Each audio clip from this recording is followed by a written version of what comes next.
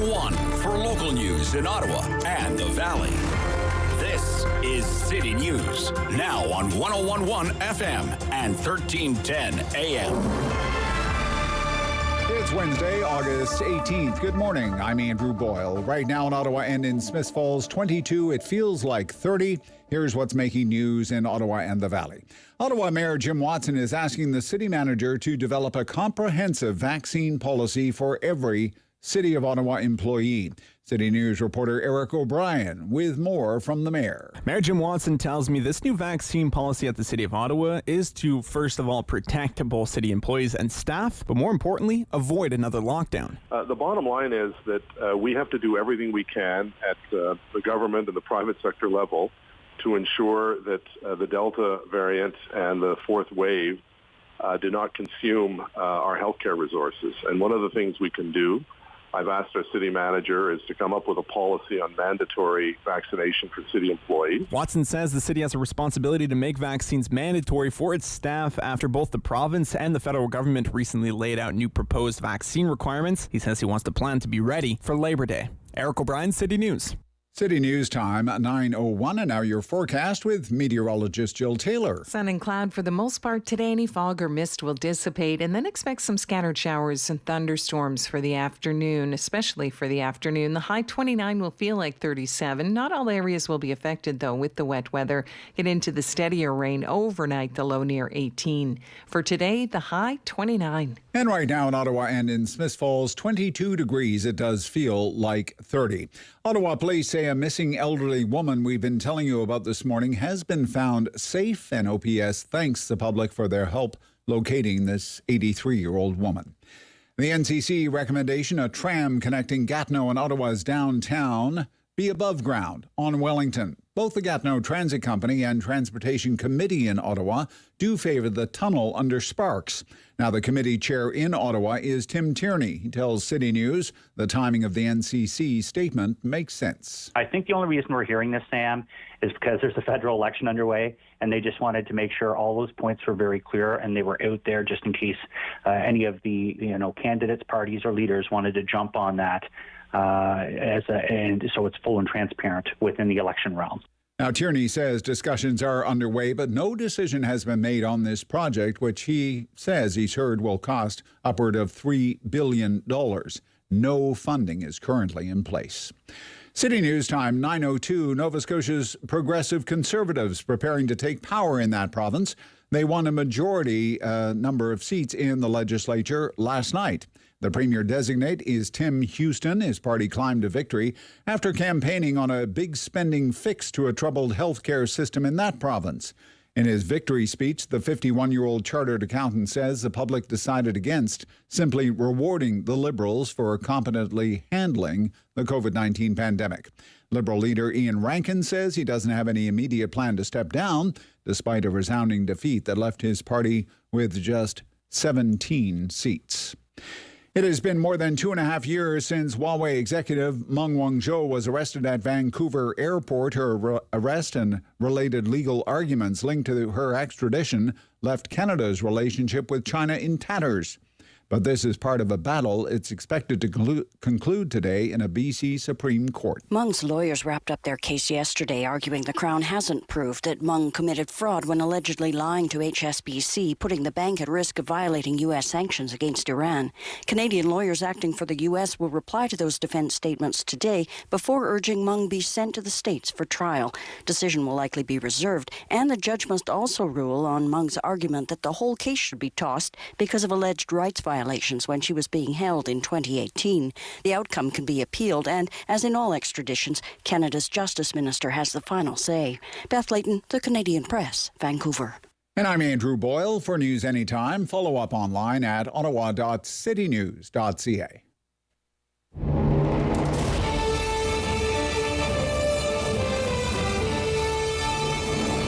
Good, bad, or complicated. There's no news in Ottawa and the Valley he won't talk about. It's the Rob Snow Show on Rogers TV and City News. 101.1 FM and 1310 AM. So let me get this right. You have a Liberal leader, big lead in the polls. And he thinks, now's my best shot to score a majority government. So he calls an election, an early election. And not only does he fail to win a majority government, he loses. And the other party wins the majority government. That's probably nothing. Good morning.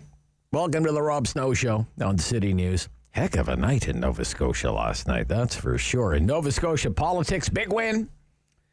Big win for the Progressive Conservatives. A month ago, the Progressive Conservatives of Nova Scotia were trailing the Liberals by something like 20 points in the polls. And yet they wake up this morning with a very comfortable majority government. Healthcare, ladies and gentlemen. It was all about healthcare. Tim Houston, he is going to be the new premier of Nova Scotia. And he made that campaign about one thing, healthcare. He made it a referendum on healthcare, not on managing the pandemic, but on the province's healthcare system, the state of that province's healthcare system after a decade of Liberal government. And it worked, Now, what does it mean for anything that's going on in the federal election campaign that is now into its fourth day? Maybe a lot, maybe nothing at all. Whatever, we will ask, because that's what we do around here. We will ask some of the best political strategists in town, Susan Smith and Kate Harrison, for their thoughts on what happened in my home province last night. That's coming up on your political fix right after the 9:30 news. I'm very much looking forward to that. And we're heavy duty into the federal election campaign again this morning. We have another federal leader on the program today. Annamie Paul, leader of the Green Party. Yesterday, it was our pleasure to have the Conservative leader on the program, Aaron O'Toole. He actually spilled the beans on this show about his GST holiday. That was our scoop. We had that story first for you. He scooped himself. A Conservative government would have a GST holiday during the busy shopping month of December. Yeah, okay, it's kind of gimmicky, right? It's kind of gimmicky, right? Save the GST. But speaking for myself, I mean, I'd rather pay no GST than the current GST or an even higher GST. And I have to tell you, eventually, I think whoever forms the next government is going to have to take a serious look at raising the GST. Back to 7%, it's 5% now. But anyway, that was yesterday's program. Aaron O'Toole, thank you very much. This morning, the leader of Canada's Green Party, Annamie Paul. Back on the program. Interviewed her a few times already. I quite enjoy, I have to say, I quite enjoy interviewing Annamie Paul. I find her very engaging.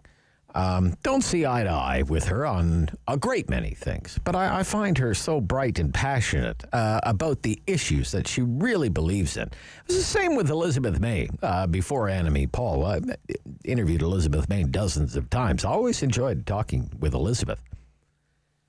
If you only ever talk to people you agree with, eventually the conversation gets pretty boring. So we like to talk to all kinds around here on the Rob Snow Show. But the Green Party, gosh, obviously not in the best shape going into this election, right? A lot of infighting. For a while there, it was uncertain if Annamie was even going to lead this party into the election. Her leadership remains under tremendous pressure, tremendous scrutiny. And to me, it's really, I mean, it's a lost opportunity for the Green Party when you look at how prominent climate issues are right now. For this party to essentially be self-destructing, it's quite a sight to behold. And I have also questioned why Annamie Paul is running in the riding of Toronto Centre. Ottawa-Vanier is a safe Liberal seat. So is Toronto Centre. Okay, a very, very safe Liberal seat. If the Liberals are going to win anywhere in Canada, they're going to win in Toronto Centre. Justin Trudeau walks on water in Toronto Centre. They love the guy there. But Annamie says, I live there, so that's where I'm running, which is, I don't know. Do you admire that? Do you say fair enough? To me, it's an incredible political miscalculation because you have basically surrendered a seat in the House of Commons. That's coming up later in the show. On mandatory vaccines, it's still very much a hot issue. The leader of the Liberal Party of Ontario. See, yesterday we interviewed all the right-wingers, well, left-wingers on today. In the interest of balance, Stephen Del Duca is the leader of Ontario's Liberal Party. We'll talk about the vaccination news that came from the Ontario government yesterday. The province's chief medical officer of health announced yesterday that a directive is being issued to hospitals, community, home care providers, and they are to have a strict vaccination and testing policy in place by September 7th, and it will apply to all employees, staff, contractors, students, volunteers. Ambulances, paramedics, for example, ambulance services have to have policies in place for paramedics. But, it doesn't go far enough for some people. And I assure you, Stephen Del Duca is one of those people. What I want to know from him is how far would he go? Or is he going to say, just watch me? Just watch me. You know, if it was, for example, if it was Premier Del Duca, would he be willing to do what the Premier of Quebec is willing to do? Premier Francois Legault in Quebec says his healthcare workers will have until the first day of October to get themselves fully vaccinated, and if they don't, they will be suspended without pay.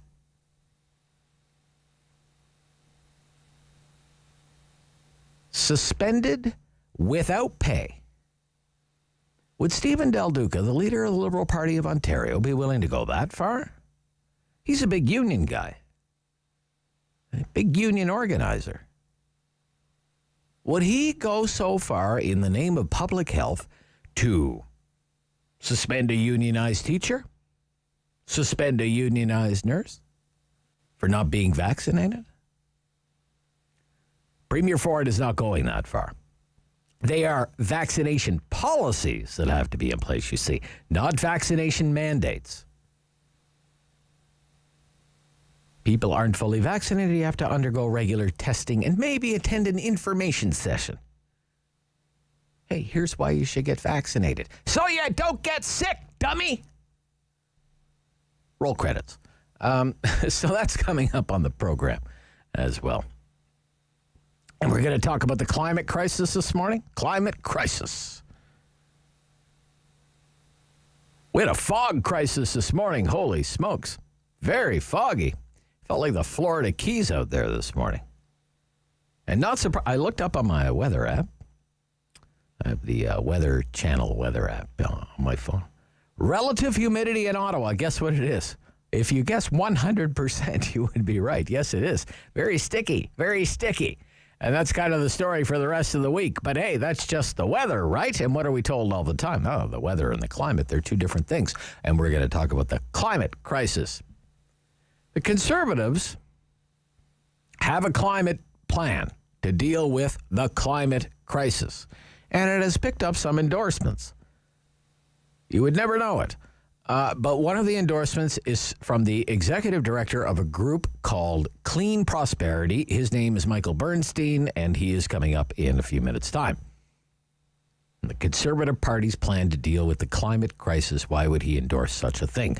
We'll get the update from the Ottawa Valley. Bruce McIntyre on the program weekly from the Eganville leader. Today is his day, and you're in the middle of it all during the Rob Snow Show, during our Talk Back Hour. I love the Talk Back Hour. It is an hour of phone calls, an hour of opinions. It's the hottest hour of talk radio in town. We do it every morning between 10 and 11 o'clock. And we're going to try something a little different today. David's like, oh, geez. Why are you experimenting? Why do you keep doing this to me? Going to do something a little different today. Maybe it works. Maybe it totally blows up on me, and I end up talking to David for the hour. But we're halfway through the work week, 4 days into a 36-day election campaign. And all of the parties, you know, they have their issues that they want to promote. Vote for me because I'm going to do this. Okay. For Mr. Trudeau, you can say the big ones, $10 a day child care. That was his talking point yesterday. Big event in Markham, right? fighting climate change, fighting the climate crisis. For Mr. O'Toole and the Conservatives, they're talking a lot about the cost of living. I think they're onto something there, by the way.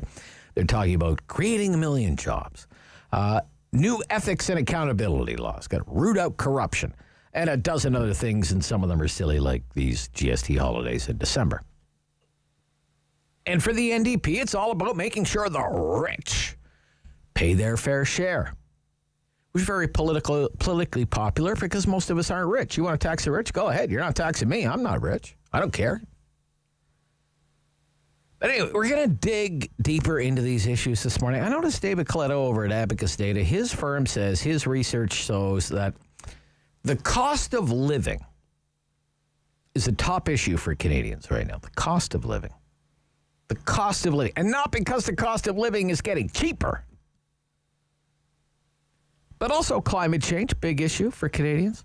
Tim Houston in Nova Scotia just managed to score a majority government, a big come-from-behind win over the Liberals by talking about almost nothing but health care. That obviously registered as the issue for a lot of people. So anyway, I have 5 big issues here facing Canadians, facing our leaders. They promised to fix these issues, improve them. And I want you to call me and rank them in the order of their importance to you. Those issues are, in no particular order, climate change, childcare, healthcare, housing affordability, and the cost of living. From 1 to 5, from the most important to the least important. Just call me, rank them for me, and explain why you put them in the order you did. We will start that right after the 10 o'clock news during our Talk Back Hour on The Rob Snow Show on City News.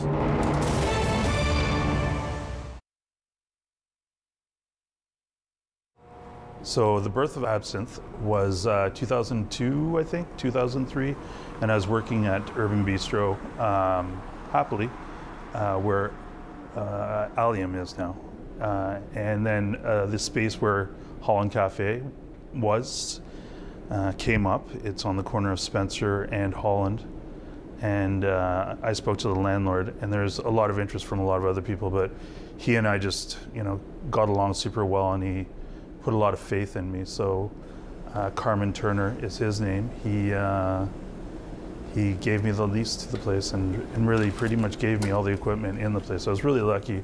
I've been really lucky with landlords that way, actually, both my current landlord and Carmen Turner. Because if there hadn't been Carmen Turner, there wouldn't have been Absinthe. So we were there for a few years and just sort of outgrew the place. And then now we're here. It's obviously been tough, and it's been tough for everyone. I mean, that's been the big democratic sweep of, like, in restaurants and the hospitality and the arts that we were talking about earlier. It's like everybody's been impacted pretty much the same. From everybody that I talked to, we're down 80%. We're climbing out now. I think one of the saddest things is like everybody, we went down to 2 employees from 25, and we're now at 4, and we're bringing 2 new people on this week, so we'll be at 6. So it's, little steps. So it's been tough. It's, I've got the most expensive clubhouse ever here, because some days you come and you don't do any business, but you're here. But I'm grateful for what I do have. I think everybody's optimistic now, not necessarily just about the vaccine, but about like the vaccine, spring, being able to be outside. I think you're going to see a lot of like pop-up things happen in parking lots and on sidewalks and like that, rather than being actually inside somebody's commerce. I think we'd like to take it outside. I know my staff would. My staff like the outdoors now, all of a sudden, all 4 of us. 6 soon. But we'll be doing some business in the patio in the parking lot, and we have a patio out front. And I hope other restaurants and stores will do the same. I hope that they take advantage of like the sidewalk and doing sort of guerrilla marketing and stuff like that, and really shaking it up a bit. You can find us at Absinthe Cafe at 1208 Wellington Street West in Hintonburg, and you can find us online at absinthecafe.ca. Certain conditions may apply.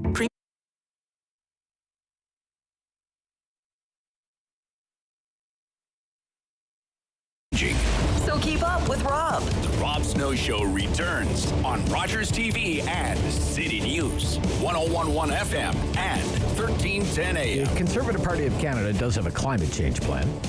Part of its election platform. It's called Secure the Environment. Everything to do with the Conservative platform is about securing something or other. And this one is about securing the environment. The Conservative plan to combat climate change. It includes things like zero emissions vehicle mandates, carbon border tariffs, and the most controversial of all is what I guess you would call a conservative carbon tax, these low carbon savings accounts. So let's take a deeper dive into the Conservative Party's climate action plan with Michael Bernstein, Executive Director, Clean Prosperity, joins me this morning on City News. Good morning. Good morning. So you're quoted here as you've endorsed it, so to speak. A credible path to meeting Canada's 2030 Paris targets, says Michael Bernstein, Executive Director, Clean Prosperity. First of all, what's Clean Prosperity? So we're an organization that works on strong climate policy that we think both can help the environment, but also that's good for the economy. Okay. Let's start with what you like about it. Why do you think that this is a credible plan to combat climate change? Yeah, well, let me start by saying that there's definitely some parts that I do like about it, which I'll go over, but I wouldn't necessarily say I endorse the plan, as many political parties do. They pick and choose what they want to hear and put the most positive things in their I see. A man hears what he wants to hear and disregards the rest. Is that what you're saying, Mr. Bernstein? So I don't fault them for that. All political parties will do that, but we put out a long public statement with some positives and some negatives, and they picked up on the positives. So let me start with that. Okay. So one of the things, this represents very strong progress from previous conservative platforms. This is the first platform document that shows very clearly what policies the Conservatives will use to get to our international climate targets under the Paris Agreement, which is a 30% reduction in our emissions. And they put out a model, and so it's a very clear, credible path to get there. So that's the really good part, and it comes with policies not only like with a conservative carbon price, as you rightly said, and then some regulations around zero-emission vehicles, around cleaner gas for home heating, and a number of other policies too. So that's the good news. Okay. I'd say the what's missing is that the Conservatives have essentially skated to where the puck has been, but not to where it's going. And I say that because now the expectations and our understanding of what we need to do on climate change have evolved. And we know that 30% target is not sufficient anymore. And it's inadequate. It's inadequate. We have to be more aggressive than that, in other words. If we're serious about fighting climate change in the way that the global science community is telling us we need to, then yes, we need to be more aggressive than is listed currently in the plan. So I hope the Conservative campaign will consider raising their ambition throughout the campaign. Okay, what do you think about, the most controversial of all in conservative circles is this idea that they've embraced a carbon tax under this leader. It's called the Personal Low Carbon Savings Account. It's going to be a carbon price. They hate to call it a tax. Of course, the Liberals don't call it a tax. It's a price on pollution.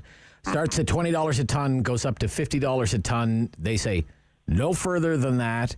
And whatever you pay would be put into basically a green savings account, and you can watch the money just roll in and buy it on, spend it on green stuff.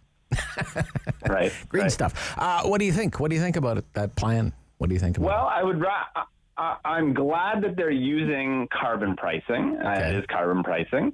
And that's certainly a better choice and a lower cost choice than other alternatives, but there's definitely some challenges with the way they're proposing it. First, let me say that the reason why carbon pricing is preferred and is adopted by all of the other major political parties as well is because we know it's actually, even though no one likes the word tax, it actually in the end is the lowest cost way to go about reducing our emissions. And it returns in the current form that we have under the federal government, it returns all the money to households and businesses. It doesn't stay with government. It actually goes back to folks to do what they want with it. Now, this version, the challenges with it are, one, the price remains fairly low. It only goes to $50 a ton versus $170 you have under the current federal plan. And the money is more limited. So instead of getting a check back and doing what you want with it, now you're going to have to pick off a prescribed government list. I think it's going to be administratively complicated. It's going to leave people in saying, I don't want these products. These aren't the right things for me. Right. I have enough twisty light bulbs. I don't need any more twisty light bulbs. Okay. Well, that's it. And the other challenge is it also, wealthier households do better under that kind of a structure, and poor households do worse. Because before, you pooled all the money together, and everybody got an equal share of it. So people who had big, Humvees and were spending all sorts of money on flights and things, their money went into the same pool as people who are using less, and everybody got an equal share. Now those people who are spending a lot of money on gas guzzlers and using their car a lot will keep all of their money. So it's a bit of a transfer now from lower income to higher income households. The Conservative plan at least promises to study imposing a carbon border tariff. Now, this seems to be kind of like the next frontier when it comes to climate negotiations and agreements. This is a big thing in the European Union right now as part of their new climate plan. What do you think about imposing a carbon border tariff? This is a critical policy. I'm really glad to see it in the Conservative plan, and actually we now have rare consensus across the political spectrum on this policy, because what this essentially does is it levels the playing field for domestic business.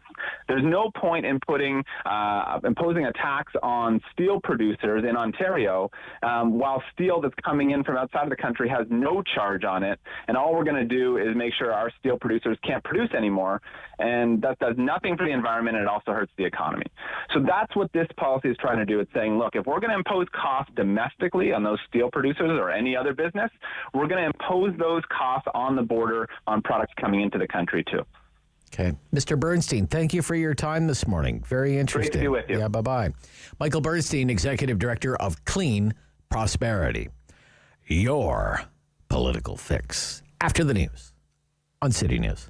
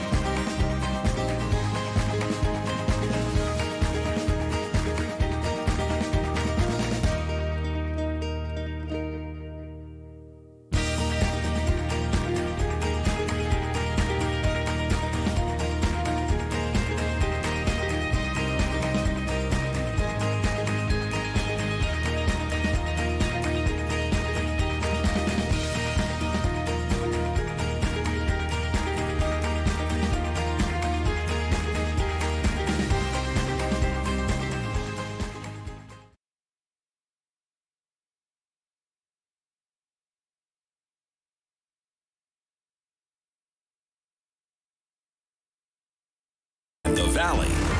This is City News, now on 101.1 FM and 1310 AM.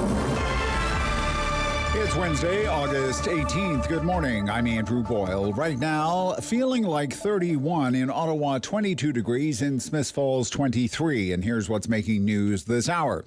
Federal party leaders have a provincial election result to deal with on the campaign trail today.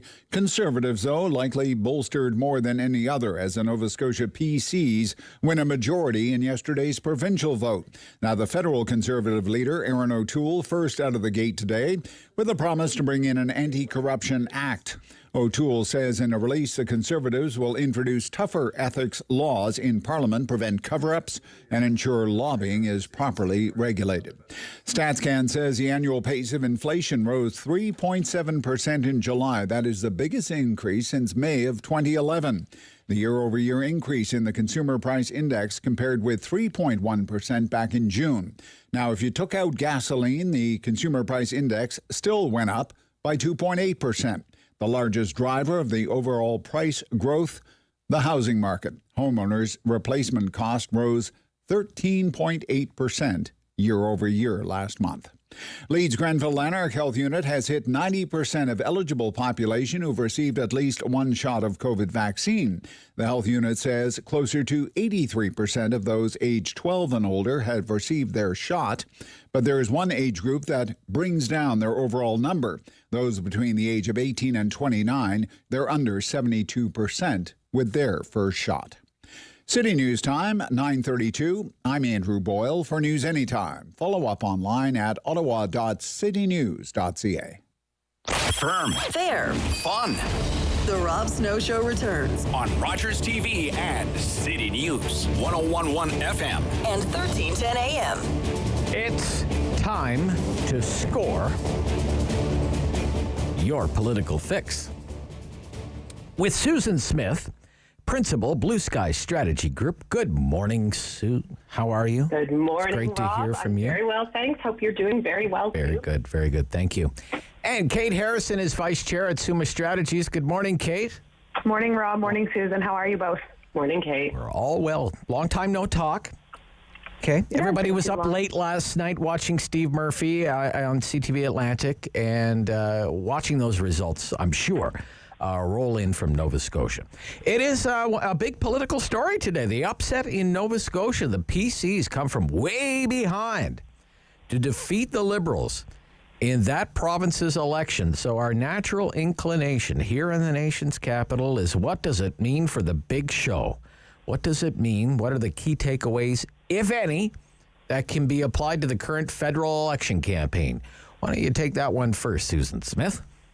Well, the most important one, and it should apply to every single campaign, is take nothing for granted. I don't think Ian Rankin's Liberals took things for granted, but I think they missed the undercurrent of unhappiness. There was also something in that campaign, like a major event, which can happen to any federal campaign, that really riveted the discussion to healthcare. There was a very sad story about a man who waited hours for an ambulance to take him to hospital after a major heart attack. And the Conservatives very rightly capitalized on that in Nova Scotia on the campaign. I also think there were some underlying issues around fisheries that were some local issues there. But the bottom line for a federal campaign is you've got to listen to your voters. You've got to respond to your voters. You continue to need to go door to door as best you can and connect with your voters. And you need to provide them an opportunity, and you need to be talking to them and responding to them with a plan that, on the issues that matter. Okay. What do you think, Kate? Well, Susan's burying the lead. This obviously means a huge sweep of Atlantic Canada for Conservatives. No, I'm just teasing. The maritime provinces, the three maritime provinces. That's right. You're right, Rob. They're all conservative now. So yeah. Yes. It's only one liberal provincial government. Yeah, the Maritimes are, and then Newfoundland is still liberal. 8 out of 10 provinces are now led by Conservatives. So if you believe that that theory that provinces go one way and the feds go another, maybe that's not great news. Maybe it's good for Trudeau and the Conservatives. Exactly. So Susan raises a really good point in terms of kind of missing the tone of the campaign, and I think that Ian Rankin, frankly, just led a very arrogant campaign. There were a few issues, the ambulance The tragedy being one, that whole issue around boudoir photos or one of the Liberal candidates being another, and then he hid in the final days of the campaign, which is not something that you want to do. But from a Conservative perspective, this is less about what it means for Tories as opposed to what I think it might mean for the Liberals. So the Conservatives shouldn't be getting ahead of their skis on this one and interpreting a massive, forthcoming wave in Nova Scotia. That would be nice. But I think we've now seen what happens when you call a snap election really over nothing. And unless the incumbent government can properly define the ballot box question, I think the Nova Scotia Liberals didn't do that. And I think, frankly, the federal Liberals are struggling. There is a risk there. Okay, well, I think, and I'd like to know what both of you think, I think that was the coup for Mr. Houston. He defined what the ballot question was. He made it a referendum on health care, not on pandemic management. And that's why the story of the ambulance and the man waiting 2 or 3 hours for the ambulance in the driveway, that's why that story hit home, because he had been talking about that for a month already before it hit the news. So it just worked so naturally for him. It was like a gift from the election gods, not so much for the man, obviously, who waited for the ambulance. But my gosh, you need a few breaks along the way, and that one certainly went the Progressive Conservatives' way. What did you think about the way he was able to? To me, he just Mr. Houston maintained incredible message discipline. He had kind of an anchor policy, healthcare, and he made it a referendum on the healthcare system. What did you think about that, Susan? I think it was clever, and I think there's an opportunity for every party leader to do that if you get a chance from a message perspective. I think Mr. Trudeau's got two at the moment. Mm-hmm. One is the vaccination and the future of the country, like in terms of the pandemic. The other is childcare as part of and that wraps into that as well. So I think Mr. Houston did a good job. I'll confess, sitting here in Ontario, I had to Google him to find a picture of what he looked like. Right. Because, sure. Yeah. The incumbent premiers, we've all seen the incumbent premiers. And Mr. Rankin took over from Mr. McNeil. And it's worth pointing out that Nova Scotia is the only province that hasn't returned an incumbent premier. And Rankin wasn't the premier throughout most of the pandemic. So he's not who people relied on throughout the pandemic. So I think there are a few things there. But I think for Mr. Trudeau, he's got an opportunity from the vaccine perspective, vaccination and COVID recovery from a pandemic, and getting people and getting the country back to work. Mr. O'Toole has refused to mandate federal vaccines for federally regulated employees and for people getting on planes and trains to keep their communities safe. He's also refused to make his candidates get a vaccination. Doug Ford has even said to his caucus, you cannot be part of the Conservative caucus if you don't get get your vaccination. So that's jamming Mr. O'Toole a little bit. The other bit is childcare. Yeah. Trudeau has done 8 childcare deals across the country, some with Conservative premiers, not with all Conservative premiers, but even Ontario's apparently on the verge of that. And Mr. O'Toole wants to rip that up. And the one thing we know about the pandemic is families were very hard hit from a childcare perspective. They need affordable childcare spaces, $10 childcare spaces. And the fact that Mr. O'Toole would reverse course on deals that have already been done are not going to help Canadian families, and I think they'll be thinking about that. All right. Any comment there, Kate? Yeah, I think that the vaccine issue is really going to fade, to be honest, because it started as a wedge, and I think it's now more of a sliver because the daylight between the Conservative and the Liberal policies isn't really all that different. Now you've got unions chiming in saying they've got concerns about some of the vague, quote-unquote, consequences that are being thrown around for those that opt not to get vaccinated. So I think the Liberals are going to probably pivot from here to talk about childcare. The other part of this, too, is I think people are really yearning for what comes next and want a bit more of a proactive vision as opposed to grading previous performance on the pandemic. So the more Liberals tie themselves up in vaccines, especially when they're not willing to say what the actual consequences are if you don't get vaccinated, I think they're going to start to have to lean into some of their other policies. All right, let me ask you a very basic question. We're only 4 days in. And forget about the polling numbers and what the polling numbers say. But just your own impression of watching the leaders, how they perform so far. Who's winning? Who's winning this election campaign right now? do you think? I can take that one first. Go ahead. I think it's a bit of a dog's breakfast, to be honest. I think Trudeau had a strong start. I think the last 2 days, frankly, the Conservatives have won. I think that they've fought to a draw on vaccines. Okay. I think the platform launch went really well for them, and the strategy there, I think, will pay off in terms of releasing the platform early, having a ready-made solution to any of the policy questions that you could anticipate on the campaign. They were smart to try and get environmental policy out in the open early so that it's not really dominating headlines right now, not taking the Conservatives off course on their messaging. So the Conservatives had a good couple of days. How the Afghan issue continues to unfold, the breaking story last night about General Fortin being charged with sexual assault, what that means for kind of continued issues for the armed forces. There's a bunch of other stories that are brewing here that I think the Trudeau Liberals are going to have to really answer for in the next few days. And that, of course, when you're answering those questions, takes you off the messages you want to be sharing. Right. If you're explaining, you're losing. Right. Yeah. Okay. Susan, who's winning so far, based on your impression? I'll actually echo Kate in the sense that I think they all got off to a good start. Mr. Singh is an affable guy. He launched his campaign well. Mr. Trudeau, I think, had a very strong start explaining to people why it was time that people had a choice about the future direction of the country. Mr. O'Toole, I think I would say his start was a bit of a head scratcher. The Men's Health magazine type cover on the platform was kind of interesting. And the fact that he only just came out of the hotels, he's been in a studio hotel and not out and about meeting people. Right. I know he's been meeting them virtually. Yeah, and he went to Toronto to do another event in a closed hotel.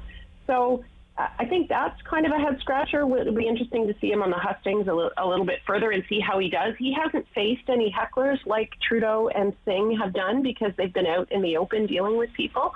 But I think we've got a long way to go still on the campaign. I do think the vaccine issue, I politely disagree with Kate.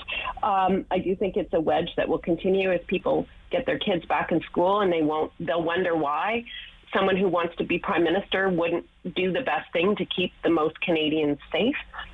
And I think childcare is an issue that everybody understands, whether they have children or not, children or grandchildren or whatever, or colleagues in the workplace who've really struggled during the pandemic. I mean, everybody who's been on a Zoom call, I'm sure, has seen or heard a toddler at one point in the background. We've had many toddlers participate in our staff meetings over the last year and a half. So those, I think, are very key issues. Some of the stuff the Conservatives have put forward so far, it's back to the Harper style pocketbook, not pocketbook, but kind of boutique niche shiny pony issues. Whether or not they make a difference, we'll see. Okay. Now, both the NDP and the Conservatives have decided to release their full platforms, uncosted. That's up to the PBO to do that. He's a busy man these days. But it's all out there now. Read it at your leisure. Instead of today we're announcing this, and today we're announcing this, and today. So now that it's all out there, how do you maintain, say, the momentum of a 36-day election campaign instead of, releasing things, say, dribs and drabs over the course of the campaign period? What do you think about this as a strategy, Kate? Yeah, the three of us might have actually taken the time to read through party platforms. I know you did. You know I did, Rob. I'm a slave to it. But most normal people are well-adjusted people are enjoying their summers. And I don't think that, we've got a lot of people flipping through 160 or 180 pages of the Conservative platform or whatever the length of the NDP one was either. By putting it out now, what it does create is a pathway for a message of the day. We saw that happen yesterday from the Conservative side, talking about the GST holiday in December. That generated some very interesting media in, I would say, non-typical media sources for Conservatives. So I think it was in Narcity and it was in Buzz 416, and it's reaching a totally different audience. So you release your full platform, unless you're a nerd, you're not reading the whole thing, but then you do have built-in messages you can use every single day. I think it's smart because it avoids the entire criticism of, where's your plan? Yeah. And we know you don't like the other guys, but what are you going to do that's different? The hidden agenda. Yeah, okay. Susan, what do you think? Yeah, I think the NDP and the Conservatives, it was a good move for them on their part to release their platforms. Yeah, Aaron O'Toole needs people talking about him and needs people to understand who and what he's about. He still has a party that in March at a convention voted against climate change, so he needed to put his climate change plans down on paper. You do say you pointed out it hasn't been costed, and I think that's important actually. How much are some of these things going to cost? Are they actually doable? I think that will matter a lot in terms of the NDP platform too. Jagmeet Singh tends to promise big, which means it comes with a big price tag. So I think it will be good for them. It also now puts the Liberals, they have their budget sort of as the template of the platform. It does give the Liberals a slight advantage in that they can now have a look at where the other two parties are going to go, and they can adjust fine-tune their election playbook, a bit like a hockey line, when you get to put your line on set, when you're the home team, you get to put line match, put your line on after. I think there'll be a bit of opportunity that they'll be able to take there. But Kate's right. The smart people are enjoying the last few weeks of summer, and will tune in detail after Labor Day weekend. And so I think that's when we'll really start to see the heavy voter scrutiny on the issues. All right, we'll be right back. It's your political fix. Rob Snow Show on City News.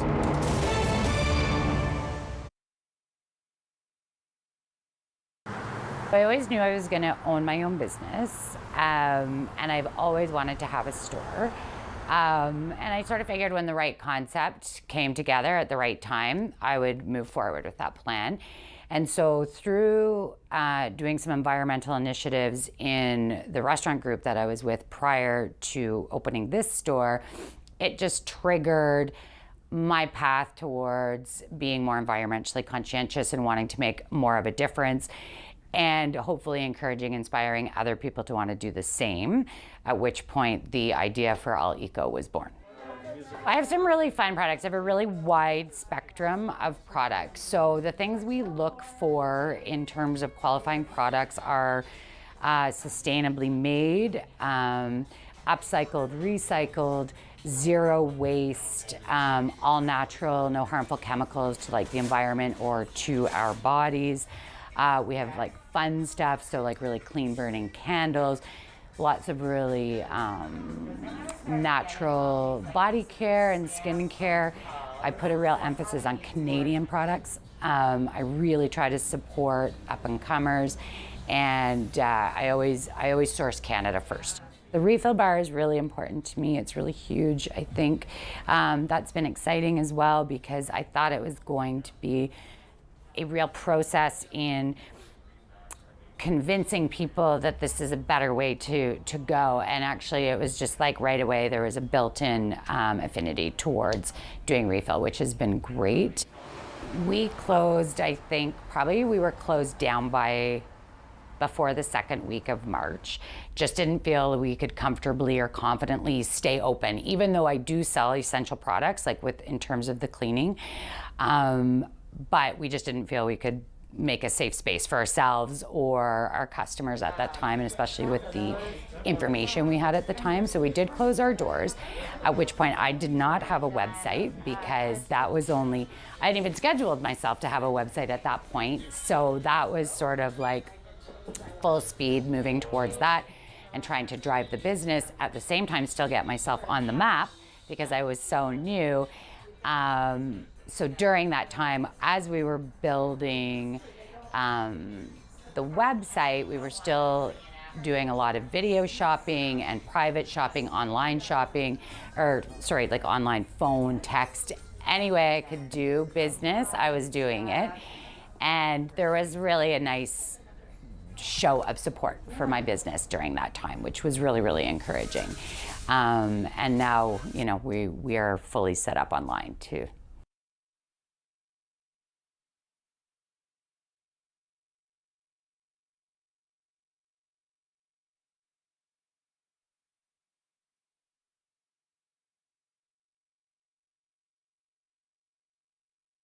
The Rob Snow Show returns on Rogers TV and City News. 101.1 FM and 1310 AM. It's your political fix with Kate Harrison from Summa, Susan Smith from Bluesky. According to pollster Frank Graves at Ecos, the Conservative Party of Canada is trailing the Liberals, Kate, in support among older voters. I'm not sure if anybody really knows why. And according to another poll that was released this week from Leger, the Conservatives are trailing the Liberals on economic issues.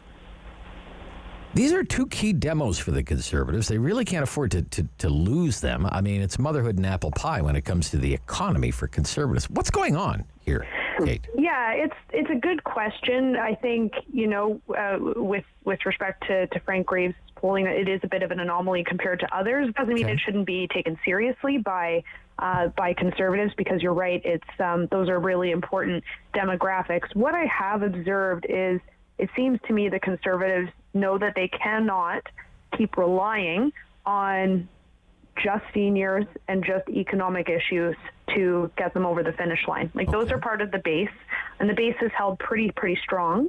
But my big takeaway from the platform launch earlier this week is that the Conservatives really do seem to be trying to speak to different audiences that we haven't typically engaged. The biggest one being organized labor and skilled workers. There was a lot of stuff in there that was really targeted at the labor movement.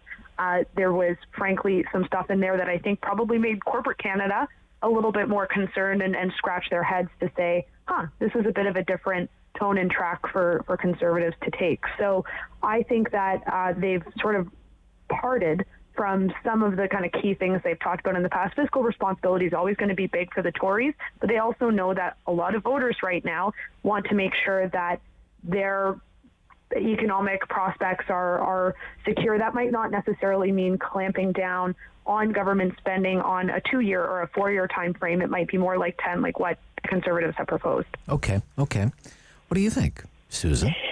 I think in terms of older voters, it's probably a reflection of how the pandemic was handled.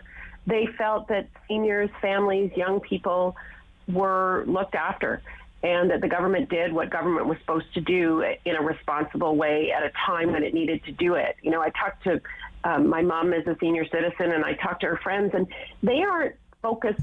The other issue I'd add in there actually is climate change. The older demographic is focused not exclusively on themselves. They're looking at their kids and their grandkids, and they're looking at the struggles that they have been through, and they're listening to them when it comes to concerns over climate change. And I think, the Liberals have had an opportunity to put policies in action. They stepped up and were nimble when they needed to be. And I think there's probably a reassurance there for older voters because they saw the Prime Minister in action. They saw the government be nimble when it had to be.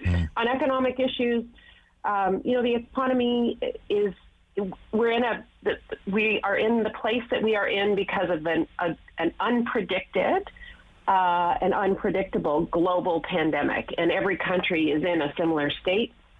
The Trudeau government put things in place that it had to keep people so maybe it's over their heads. And so I think there's some confidence there. Yeah, maybe it's well, I'll stick with the devil I know right now. For example, after the financial crisis, Stephen Harper won his majority government after the financial crisis. Dalton McGuinty won re-election after the financial crisis. So maybe. Gosh, I see. The reason I want to know what's steering them out. Yeah, I guess the reason I wanted to bring it up is because, it's one thing to see the Conservatives. Okay, they're trailing badly in Quebec. It's a two-way race between the Bloc and the Liberals in Quebec. It's another thing to see the Conservatives, by most polls, trailing by double digits in Ontario. But if the Conservatives are also losing support to the Liberals among the older 50 crowd, and the Liberals are more trusted on the economy, well, that spells big trouble for the Conservative. Hey, I'm in the over 50 crowd, but I don't want to be called. Well, I'm the over. I'm the over 50 crowd too. I know Kate's a long way away from that, but come on, don't put it all. She's more grown up than both of us. Okay, all right.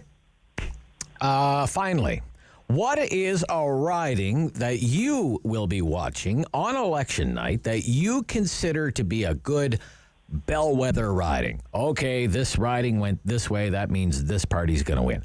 Mine is Ottawa West Nepean. Since its creation, pretty good track record of going with the winner. During the Chrétien Martin years, Marlene Catterall was the MP there. Then it was John Baird. And now it's Van de Belde. I believe Anita Van de Belde has it now for the Liberals. So she's going for a third time as the charm here for the Liberals. What is a riding that you'll be watching, Susan? May I pick two? One locally Go ahead. for our one locally for our listeners, and I would say Canada Carleton. Karen McCrimmon, who's a Liberal who won it under Mr. Trudeau, is not running again. She won it twice for health reasons, which is too bad for her. Yep. But there's a very good candidate, Jenna Sudds, there.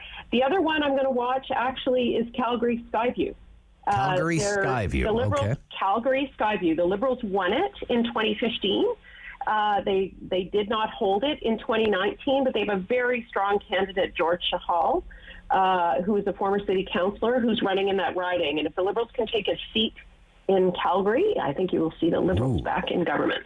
Oh, I would say if they're winning seats in Alberta, it's a pretty good bet that they'll win it all. Kate, what's your bellwether riding? Yeah, I think Glengarry Prescott Russell might be one to watch. It's currently held by Liberal Francis Drouin. Kind of tends to go blue or red. I think that it's the kind of riding that the Conservatives definitely need to win if they want any shot at even holding the Liberals to a minority. The other one, not local, but one that I'm interested in is Northumberland, Peterborough South in Ontario. That's held by a Conservative right now. They beat out, his name's Phil Lawrence. They beat out Kim Rudd last time. Strong contender for the Liberal there. That is more like approaching a 905 area. That again, the Conservatives, they have to hold that if there's any shot that they So it's could Conservative now, Kate, you say? It's Conservative now, but it was won by less, I think it was about 3.5%. Trudeau stopped there 2 days ago. That's when part of where he was heckled, but there was a lot more supporters there than there were hecklers. So I think that those are the types of ridings you get closer to, your Whitby, your Ajax. Those are going to be ones to watch for sure. All right. Hey, thank you so much to both of you. Always so fun to have you on the show. Thanks again. Lots of fun. Guys. Yeah, we'll talk soon. Bye-bye. Yep, Susan Smith. She's a Liberal. She's a principal with Bluesky Strategy Group. Kate Harrison is on the right side of things, and she is vice chair at Summa Strategies. Our political discussion and our ongoing coverage of the federal election campaign continues right after the news. It's the Talk Back Hour. 5 big election issues. I want you to rank them in the order of their importance to you at 750-1310. I'll give you the list right after the news on City News.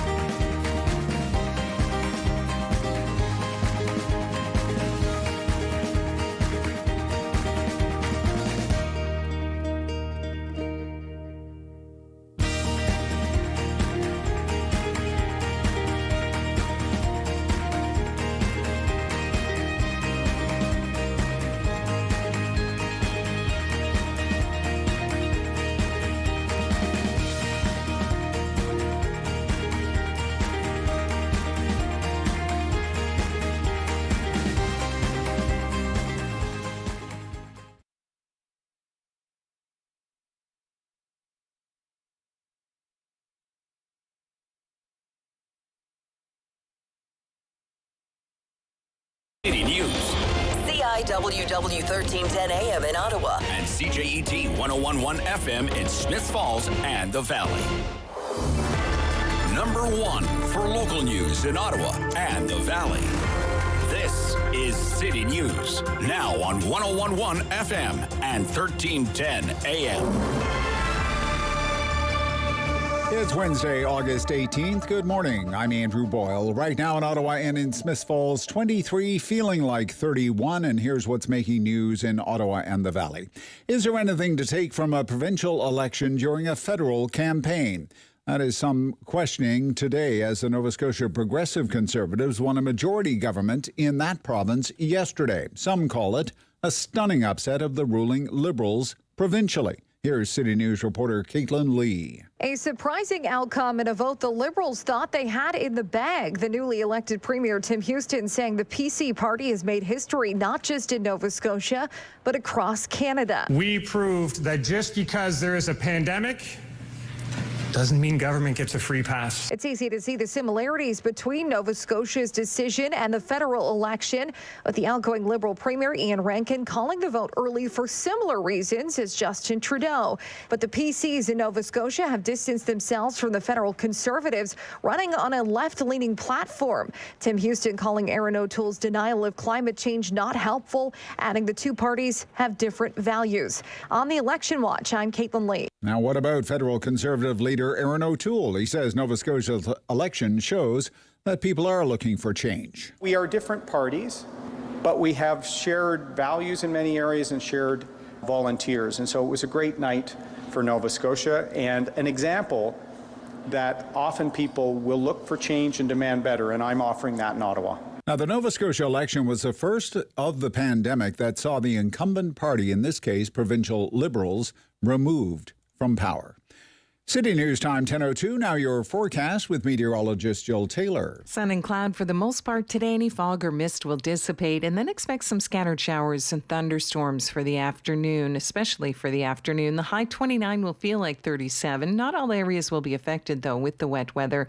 Get into the steadier rain overnight, the low near 18. For today, the high 29. And right now in Ottawa and in Smiths Falls, 23. It feels like 31. Your suspicion it cost a little bit more to live last month is reality. StatsCan says the inflation rate across the country, 3.8% in July. It was even higher in Ottawa at 4.6%, another half point more than the month before in the city, and more than a percentage point ahead of the provincial rate. The former head of the national vaccine rollout had a court date this morning in Gatineau. With his wife and lawyer by his side, Major General Danny Fortin arrived at a Gatineau police station in full dress uniform to turn himself into police after being told there's an arrest warrant. He's facing one count of sexual assault, which he says is from an allegation from more than 30 years ago. However, he did not elaborate. Fortin maintains his innocence and says politics was behind his removal from his senior role back in May. As the acting chief of defense staff told me, confirmed in his personal notes, the decision to remove me was a result of a political calculus. Major General Fortin says the last 3 months have been a nightmare because he's gotten little information from prosecutors and found out about the allegations through the media. His first court appearance is on Election Day. Cormac McSweeney, Gatineau. And the Special Investigations Unit asking anyone who witnessed police activity before a crash in Beckwith Township to contact them. 3 vehicles, including a police cruiser, were involved in a collision Monday evening around 9. It happened at Ninth Line and Derry Side Road near Carleton Place. 2 people were taken to hospital. 1 is still in serious condition. The SIU is specifically looking for witnesses to police vehicles on County Road 17 that night to contact them. I'm Andrew Boyle for News Anytime. Follow up online at ottawa.citynews.ca. Talk back. Hello. On the Rob Snow Show. The phone lines are open at 613-750-1310. Now, the Rob Snow Show continues. Climate change, childcare, healthcare, housing affordability, the cost of living. 5 big issues, okay? 5 big election issues. I want you to rank them, okay, in order of importance for you? From 1 to 5, okay? Number 1, most important. Most important out of those 5. Number 5 being the least important. I don't really care about that. Now, I haven't tried this before, and maybe it's a little too complicated, but we're going to try and get through this hour together, okay? All right. I want to give it a shot. Just see how it goes. It's an election campaign, so it's a good time to try new things. Maybe the phone lines ring off the hook. Maybe nobody calls, and I end up talking to the computer screen for the entire hour. That is a chance I am willing to take. 5 issues. And again, give it some thought. Just rank them for me. What's important for you, and really what's not that important for you? In your own personal life, in your own personal circumstance. In no particular order. Again, the issues are the cost of living, okay? Inflation, housing affordability, paying your mortgage, paying the rent, finding a decent place to live, housing affordability, healthcare. And when I talk about healthcare, I mean the whole spectrum of healthcare. I mean acute care at the hospital, getting a family doctor, long-term care, certainly the shortcomings laid bare during the pandemic, and mental health care. Child care is a big issue in this election, but is it an important issue for you? And climate change. We're told time and again, climate change. Canadians really care about fighting climate change. Do you? Is it a big issue for you? And again, I put them in no particular order. I picked those 5 issues because I think they're the big ones. They are getting a lot of ink in the papers, consume a lot of airtime on the political talk shows on cable television, and politicians never shut up about them. And I just want to know of those 5, what's the most important one for you? And what's the least important one for you? And just rank them all. 750-1310, 750-1310, 613-750-1310. Our call-in line during the talkback hour. Let me repeat them again for you. The cost of living. Housing affordability. Healthcare. Childcare. And climate change. What is most important out of those 5? You know, what would be second on the list? What would be third on the list? So on. What's like way down the list? I picked those topics for a reason because they're in the news to varying degrees, to varying extents, all the time. And I'd love to hear from you on how important they are for you. How much you're, thinking about them in this election campaign. So let's get right to it. David in Ottawa. Good morning, David. Morning, Rob. Thanks again for taking my call. Hey, it's a pleasure, sir. Okay, I've ranked them, and numbers 1 and 2, I had to really think hard about them. Okay. But I put healthcare first. Healthcare first. I'm curious as to why. So. Okay, well, I'm just turned 70, so healthcare is going to be important to me. Stuff is breaking down. I may need heart surgery, too, pretty soon. Okay, all right. And then, of course, looking at people, I got a friend who's in senior care and everything else. And then there's mental health. The healthcare system really needs a big leg up sort of thing. All right, okay. So then I put the cost of living. Then the cost of living. Yeah, okay. It was a close call between them. A close call, okay. Number 3, I put housing. Then housing. And housing is very closely related, of course, to the cost of living. That's what I was just about to say. Yeah, it's kind of a portion of it. Yeah.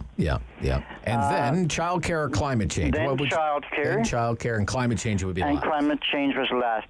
Because I think that although climate change is something that needs to be considered and worked at very carefully, I don't agree that any of the parties or all the parties are going about it the right way. I think there's better ways to look at it, to prepare for it, rather than just throwing money at it and hoping it goes away. That's not the answer. All right. So I've got one more that I would have added on top of all that. Okay, all right. And if I was on a union picket line, I'd be singing, "Hey, hey, ho, ho, Justin Trudeau's got to go." All right, okay. Well, they're not out there yet. The planes are not in the air that says, "Justin Trudeau hates me." I remember when PSAC was flying the plane around the Peace Tower. Harper hates me. Hey. We're not at that point yet. Diane in Stittsville. Good morning, Diane. Hi, Rob. Hi, Diane. I'm glad that you're back, but Well, it's great to be Derek back. did a good job, too. Yeah, he's great, yes. Yeah, okay. Number one, health care. Number one is health care. Because before COVID, most of our Ottawa hospitals were at 110% capacity. Oh, yeah. A packed hospital is nothing new in the Ottawa area, or probably anywhere else in the country for that matter, right? Yeah. And someone I know has been waiting 2 years for a knee operation. 2 years. Yep. Wow. So I'm going to put inflation, cost of living, childcare, housing, all of those, I'm grouping them together. Okay. Because... Why is that? Because housing's very expensive, childcare is expensive. Yep. It's expensive to buy a roast. It sure is expensive to buy a roast. Yes, Yeah. it is. Yeah. So all of Yeah. those things, I'm just giving that together. You're kind of putting it all together that like everything is expensive. Well- Whether it's childcare is expensive, you want to buy a house, that's expensive. You want to find a decent apartment, that's expensive. You want to buy a decent roast beef, that's expensive, right? Yeah, I see your point. And then climate change is going to come in last for Yes, you, right? Yeah. absolutely. Yeah, okay. Okay. It's interesting. Yeah, Okay, so thank you so much. You're welcome. Yeah, Thanks, Rob. excellent, Bye. excellent. I love the way they're looking at it. I love it. I love it. Yeah. Again, these are issues that are in the news all the time. The cost of living, it's the cost of living, and again, I put them in no particular order, but I wanted to ask you about that issue in particular because it's something that the Conservatives are really hoping that they can make some hay with, I guess you could say, in this election campaign. The cost of living. And I really do think they're right to do so. The cost of living, or the inflation rate, if you want to call it the inflation rate. The big brains at the Bank of Canada, a lot of economists on Bay Street, they tell us you really don't need to be worried about inflation. Okay. It's, sure, it's higher than it is normally, but that's going to be a temporary phenomenon. They say the reason that inflation is running hotter now is because so many prices dropped like a stone last year when the economy was shut down. So, of course, now that the economy is reopened and prices have rebounded, of course it's going to be reflected in the inflation rate. Look at gasoline, for example. This time last year, gasoline dirt cheap. Now you're lucky if you can get gas. Well, last time I got gas, it was $1.35 a liter, $1.35.9 actually. So let's round it up, call it $1.36. So of course, that's going to make inflation look a lot worse than it is. It's going to make you feel like, the cost of living's gone way up. That's what they say.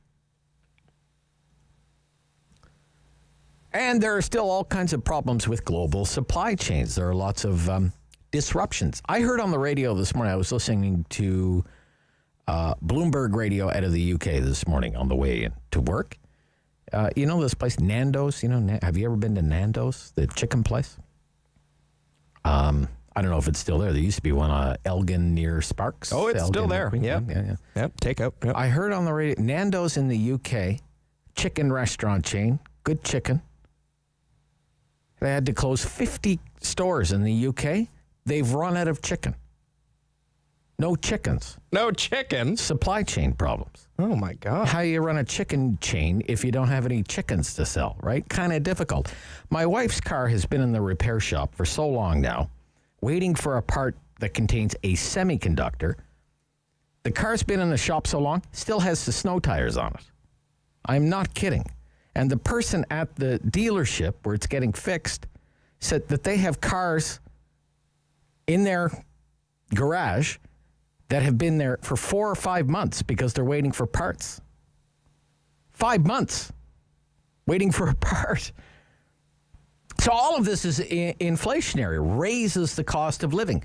And I noticed yesterday that David Coletto's firm, David was on our show on Monday, Abacus Data, his firm did some polling. The rising cost of living is the top issue for Canadians in this election. The rising cost of living. And so I think it is smart for the Conservatives to focus on the cost of living, to focus on pocketbook issues, to focus on the prices of everyday issues, the prices of everyday things, the price of gasoline, the price of a roast, groceries, the basics, instead of going 10,000 feet up, going all macro and talking about the debt and the deficit and coming across as debt and deficit hawks. Why? I'll tell you why. Because the numbers are too big. $1 trillion? Who can relate to $1 trillion? Okay, maybe Jeff Bezos can relate to $1 trillion. I can't relate to $1 trillion. In one ear, out the other. $1.40 for a liter of gasoline, I can relate to that. A lot of Canadians can appreciate the pain that comes with that. And there seems to be little sympathy from the parties on the left because the very act of driving your own vehicle is a sin for them. You're a sinner. You're a sinner. Repent and buy a Presto card. Sinner. All aboard the proletariat chariot. The cost of living. You have to have a long memory to go back to the last time the cost of living was the biggest issue for Canadians. You might have to go back to the late 70s or early 80s. Double-digit interest rates. I remember my father talking about trying to pay a mortgage. 1978, 18%, 19% interest rate. Is that the top issue for you? Or is it one of the other ones that I have listed here, like housing affordability or health care or child care or climate change? Let's take another call. Joanne, Orleans. Good morning, Joanne. Hi. I thought your sinner monologue was going to be the segue to bring me in. That would have been good. But so I ranked them. Yes. I am a bit astounded, although you've kind of convinced me, but I'm a bit astounded that healthcare isn't the number one issue on their platform, Conservative Party platform. Okay. In the sense that we have just come out of a pandemic, it is very real for people where the fault lines are in our healthcare system and how much attention it needs, and the fact that it's been woefully underfunded by the federal government. And it was proposed originally as a 50-50 split, just like this new child care, this liberal policy child care plan is a 50-50 split. Well, I call BS on that. It is going to be grossly underfunded, and it will compete in the future with healthcare needs. So I think it's a perfect opportunity for O'Toole to say, we're going to put the money in your pocket because you know what to do with it when it comes to your children, and a whole other apparatus is just going to take all the money. All right, so again, I have 5 issues here. So you put healthcare first. You put healthcare first. Okay, what would you put second? The cost of living? Childcare. Childcare. To put a stop on their policy. Oh, just to put a stop on it. Okay, to put a stop on it. Okay, interesting. All right. Because cost of living is the number one overarching issue. You see, everything comes after that. It comes all under that. Okay. I think housing, unfortunately, is more provincial and municipal. It's very hard to do something about it from the federal point of view, but it is a huge concern because it too falls under cost of living. Yeah. And frankly, climate change, didn't believe in it before, don't believe in it now. Right. We will adapt, and that's the kind of language we can use. Human ingenuity cannot be stifled except under communism, and we will adapt. All right. But why healthcare isn't the proposal of funding it more fully isn't a number one issue. It boggles the mind because the pandemic has really laid bare the fault lines. Tim Houston in Nova Scotia just won a landslide victory. Exactly. Come from behind. All he ever talked about was healthcare. And he was right, and that's what O'Toole needs to do. All right. Thank you, Joanne. Bye-bye. Talkback Hour. Cost of living, housing affordability, health care, child care, climate change. Rank them for me. What's important for you? Rob Snow Show, City News.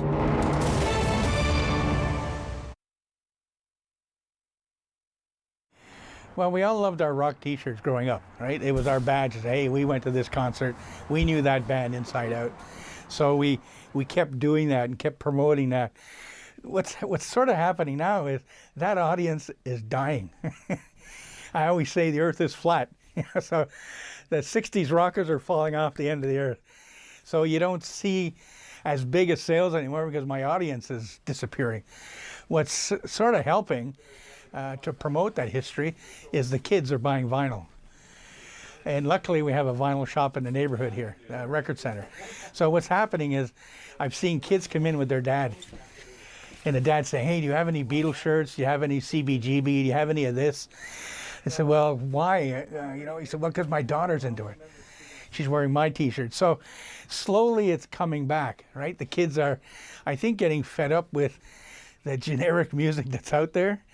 And they want to click into something that, first of all, links them to their parents, something that they thoroughly enjoy now, and maybe they're passing it on to their grandkids. Pandemic has been a couple of things, definitely hard on everybody. So much messaging that's out there that people don't understand, stats every day. Jesus, Murphy, like I'm getting a headache just reading this stuff, right? So really it was just trying to understand where we were going to go from there.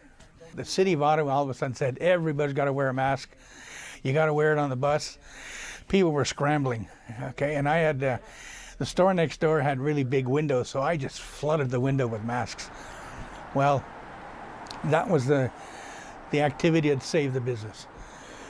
People were coming in buying 2, 3, 4 masks at a time at $20 a pop here. But my masks were so different. They were the Rolling Stones, the Beatles, Queen, all the pop culture. Everything else out there was medical masks.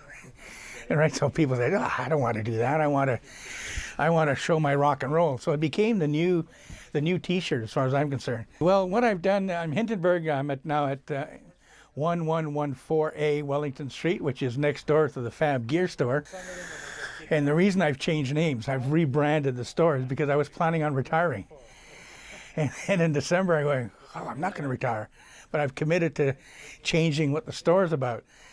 So I came up with a new name, Fab Gear's Rock Shop, where legends are dressed, and essentially get that message out. I prefer, if the shirt don't fit, you come in, you try another one on. People like to feel the fabrics with clothing. It's amazing. You'll come in and go, oh, I love that. Oh, can I try this? So that's the big difference. I'm not out to make a gazillion dollars. I stick the way I am, old school. I take cash, we take cards. Come on in and talk to the owner.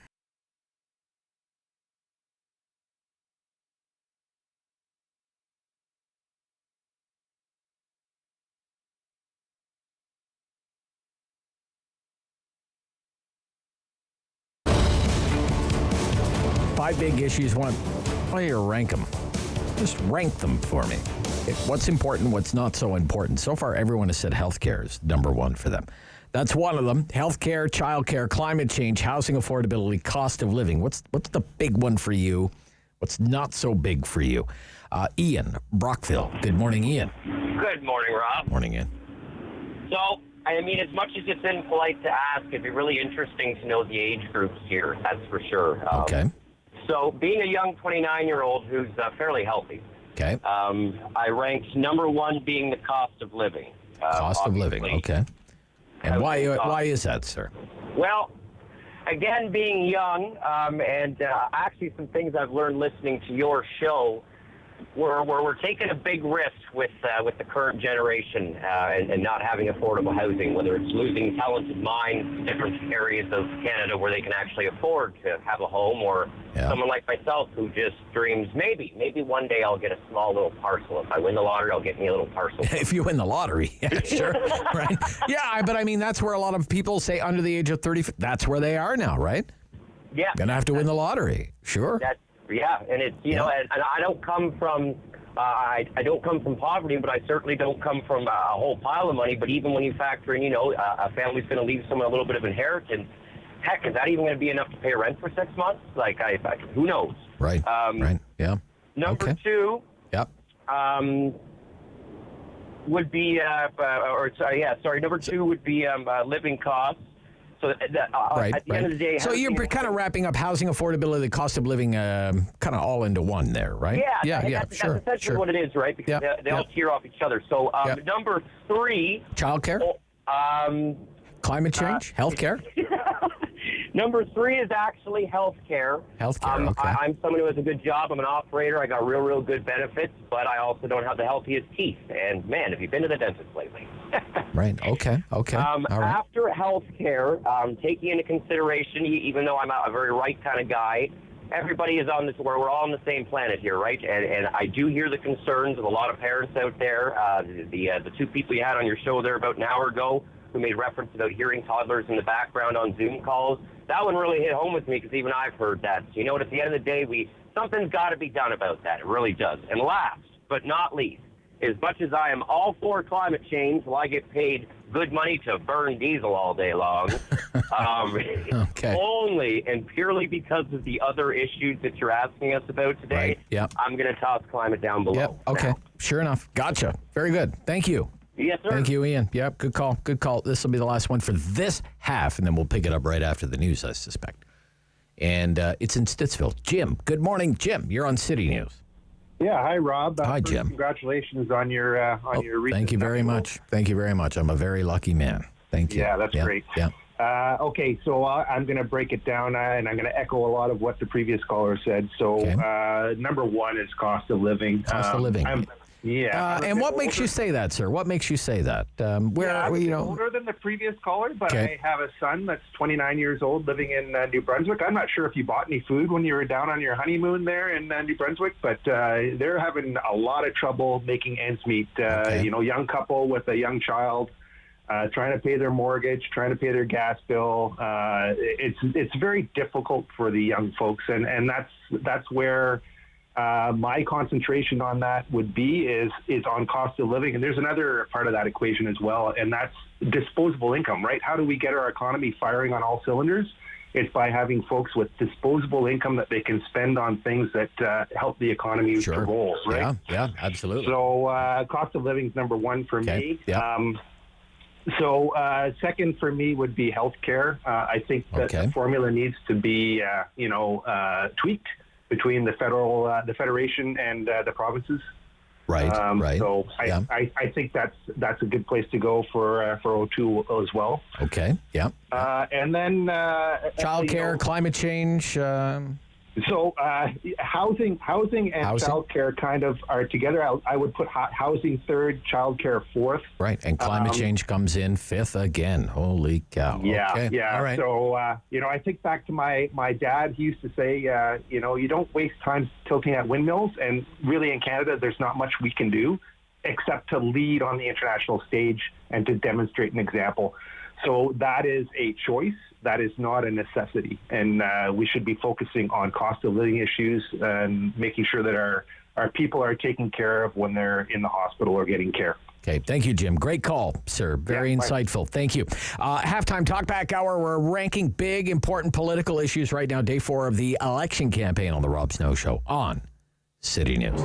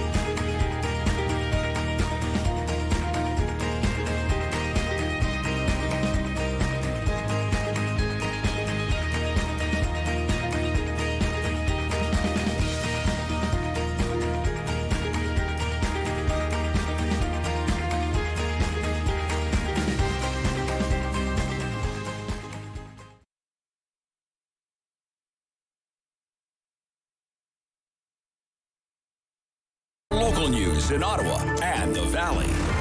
This is City News, now on 101.1 FM and 1310 AM. It's Wednesday, August 18th. Good morning. I'm Andrew Boyle. Right now in Ottawa and in Smiths Falls, 23 degrees. It does feel in the low 30s. Here's what's making news this hour. The latest numbers of COVID-19 in the province have just come in. There are 485 new cases today, along with 3 more deaths. Now, 19 of these new cases are in Ottawa. There are 2 more in Leeds, Grenville, Lanark, 1 in the Eastern Ontario Health Unit, and no new cases today in Renfrew. These test results come from just over 26,300 tests that were completed. Federal Conservative leader Erin O'Toole says the Nova Scotia election result shows people want change. That's what he is promising in the federal government. The Conservative leader reacting this morning in Quebec City to the Nova Scotia Conservatives winning a majority in their provincial House after a pollster had that party about 20 points behind the ruling Liberals at one point in that campaign. A severe shortage of school bus drivers in Ottawa. The Student Transportation Authority is adjusting some routes. Parents will get a chance to see the updated schedule for the year starting next Friday, August 27th at 4 in the afternoon. The military officer who led Canada's COVID-19 vaccine distribution campaign has now been charged with 1 count of sex assault. Major General Danny Fortin presented himself this morning to police in Gatineau. City News Time, 10:32. I'm Andrew Boyle. For News Anytime, follow up online at ottawa.citynews.ca. Talk back. Hello. On the Rob Snow Show. The phone lines are open at 613-750-1310. Now, the Rob Snow Show continues. Day 4, federal election campaign. We're talking about big issues. 5 big issues. I want you to rank them. What's the most important for you?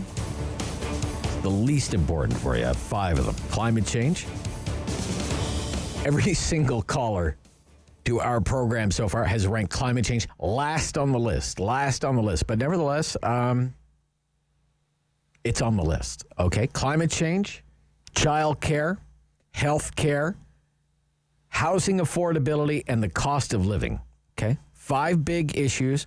I want you to rank them. Okay, this is the most important issue for me, Rob. So far, health care is leading on that front. Most of the callers who go, healthcare, Rob, my number 1 issue is healthcare, followed by the cost of living. And a lot of people are combining, and I thought about doing this too, the cost of living with housing affordability. But nevertheless, that's kind of what we're doing today. Housing affordability does dovetail very nicely with the cost of living, right? And it's not just the prices of houses. It's trying to find a decent rental accommodation anymore, a decent apartment. I mean, it's darn near impossible in the city now. Bidding wars for rental units. Bidding wars for rental units. Not uncommon. Never used to hear about that. Oh, this one's going for $1,500. I'll give you $1,600. I'll give you $1,700. What's that, David? That happened to us. That happened to you, really? Yeah. A couple from Toronto viewed the apartment online and without even seeing the thing offered the landlord more in rent. They were going to rent it without even having seen it. Thankfully, he's an old school guy and he would rather rent to people that he's met. But yeah. There you go. Okay, yeah, see, bidding wars for rental units in downtown Ottawa. So how big of an issue is housing affordability of the 5 that I have mentioned for you this morning? Where does that fit in to you? For you, housing. Gosh, I hear it all the time from younger Canadians, people under the age of 35. It's the issue. It's the issue. The idea that the dream of owning your own home is dead in Canada if you're under the age of 35, and it died on Justin Trudeau's watch. Not that he's entirely to blame. In fact, I think there's a lot of blame to go around. But the idea that someone in their 20s or 30s is going to own their own place, from what I'm hearing, a lot of people are giving up on that dream. They're giving up on it. Or they're moving away. They're not living in Ottawa anymore, or Toronto. They are moving to Greenwood, Nova Scotia, or Amokto, New Brunswick. Places that are much more affordable because it's the only way they can have their little slice of the Canadian dream. You know, David and I were talking this morning. You take someone who's, say, under the age of 35, doing well, making an average middle-class income. I use this baseline of $22 an hour. If you make $22 an hour, you're working 40 hours a week, you're making $45,000 a year. You can kiss about $10,000 away of that in taxes. So that leaves you $35,000 for the entire year, for your about $3,000 a month. That is easily, in the Ottawa housing market, eating up half of your income. Housing. Let's say a person, David, is making $3,000 a month. Every 2 weeks, $1,500 in your on your pay stub, in your bank account, direct deposit. I'm telling you, from what I hear, you'd be hard pressed to find a one bedroom for $1,500 a month in Ottawa now. Very hard pressed. That'd be just a modest one bedroom apartment, right? That'd be a steal. It might even be a wink, wink, nudge, nudge, one bedroom apartment. More likely, yeah. Yeah. Like, this wall didn't used to be here, but we put it here, and now it's a one bedroom apartment. Exactly. Right? Yeah. Am I right? And then I looked up, the Ottawa Real Estate Board says the average price for a new condo is $420,000. $420,000. Average price. Let's say someone manages to scrape together a 10% down payment on that condo. They still have a mortgage of $390,000, $389,000. Say their interest rate's 2.5%. You're looking at a monthly mortgage payment of almost $1,800. It's like $1,790 something. Before condo fees, before parking, some of the places, they don't have parking, or you have to buy the parking spot separately, right? Before you've paid your cable bill or your phone bill or your internet bill. Oh, and put food in the fridge. And there's a lot of blame to go around for that. Rent control has been disastrous. Way to go. All you lefties who brought in rent control. Disaster. As so many of us predicted it would be, and now you're paying the consequences for it. Inadequate rental supply because of rent control. Bank of Canada shares the blame because of its interest rate policy. Catnip for borrowers. And I put a lot of blame on municipal governments and their regulations and their red tape, development charges, and all the other fees and taxes driving up the cost of housing in the city. I had a developer tell me the other day, let's take one of these brand new townhomes, stacked townhomes in the burbs that are going for like $500,000. Easily built into that $500,000 price, $125,000 in fees and taxes. $125,000 just in fees and taxes to government, most of it to the municipal government. But I've talked for long enough. Let me get to Matthew in Almont. Good morning, Matthew. I'm all worked up today, Matthew. Slow me down, buddy. Slow me down. Rein me in. Well, first of all, congratulations on the wedding. Well, thank you, sir. Thank you. Wish you very long and happy marriage. Thank you. You're very kind, Matthew. So I've got 5 issues here. Cost of living, housing affordability, healthcare, childcare, and climate change. What's number one for you? Well, you pretty much nailed it right there. Cost of living is number one for me. Cost of living. Because I live in Almont and I work in Gatineau. Wow. So I drive over 60 kilometers one way just to get to work. So I cry every time I go to the gas tank. I bet. You're putting a lot of miles on it. Absolutely. Yep. So $1.35, $1.36 is not kind, is it? No, it isn't. Thankfully, it's a little cheaper in Almont, but not by a lot. Okay. All right. So the cost of living. So cost of living, and then there's food and all the other stuff. Sure stuff. Yeah. And of course, if all those prices go down, then my cost of living would be a lot easier, which is my number 2. Okay. Although I have a very reasonable mortgage, I still, I'm cheap, so I want that to go down too. Okay. And then So then you have healthcare, childcare, and climate change. healthcare for me. I don't really need it, but I do care for my mother who has dementia. Oh yes, she definitely needs that. And then number 4, I'm debating what 4 would be. Childcare or climate change? I'm going to have to say climate change. Okay, all right. Just because I don't have any kids. Right, so you don't care. For me, that's not exactly important. Although I understand it's very much more important for other people who have kids. So it's not important to me. It's just not, but for me, not that important.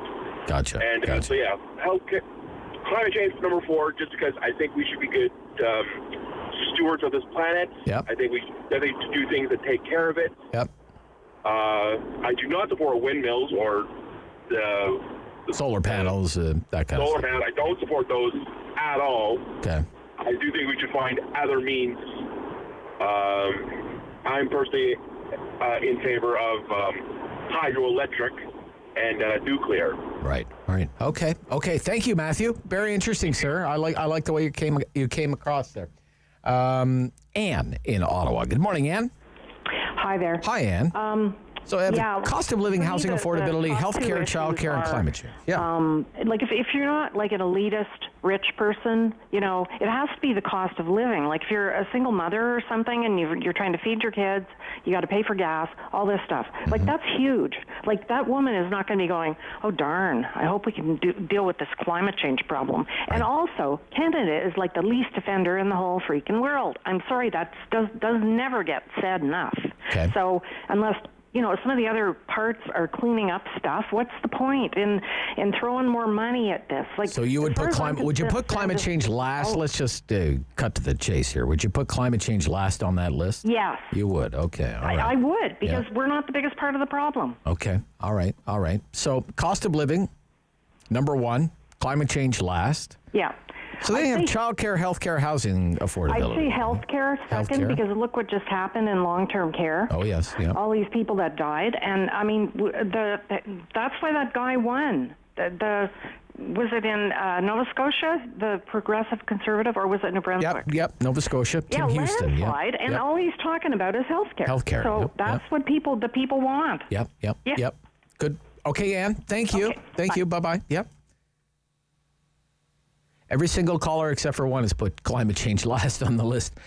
In the West End, David. Good morning, David. Good morning. Good morning, Dave. Rob. Yeah, good to hear from you, sir. How are you these days? Are you okay? No, I'm not.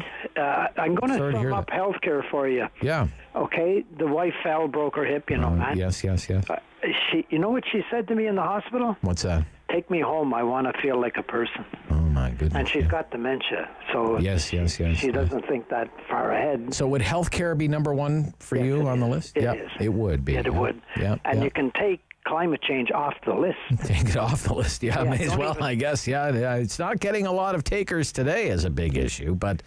My goodness, the earth is so big and the sun has such control over us at times, and the dinosaurs disappeared.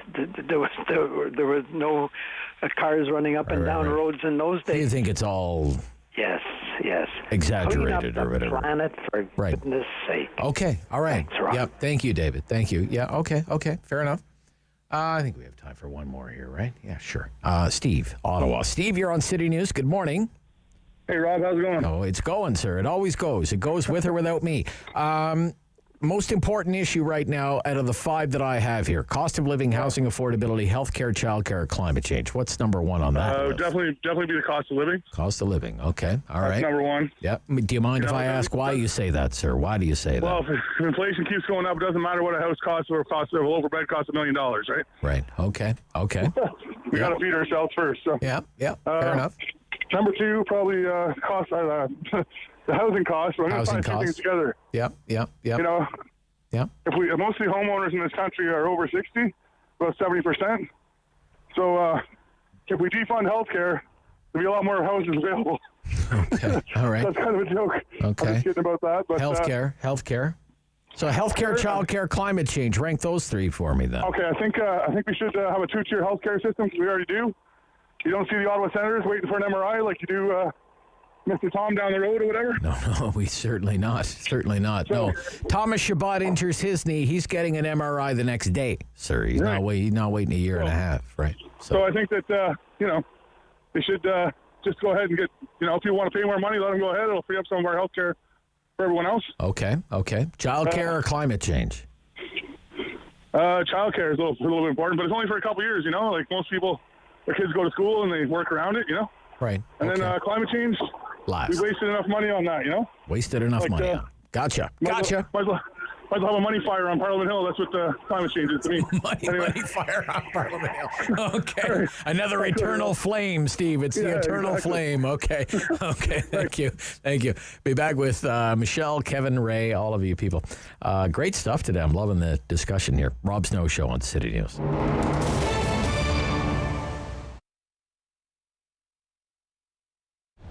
An old-fashioned traditional grocery store. You're going to find a butcher, okay? You want a steak cut a certain way, you're going to get it. There's flour piled in the warehouse.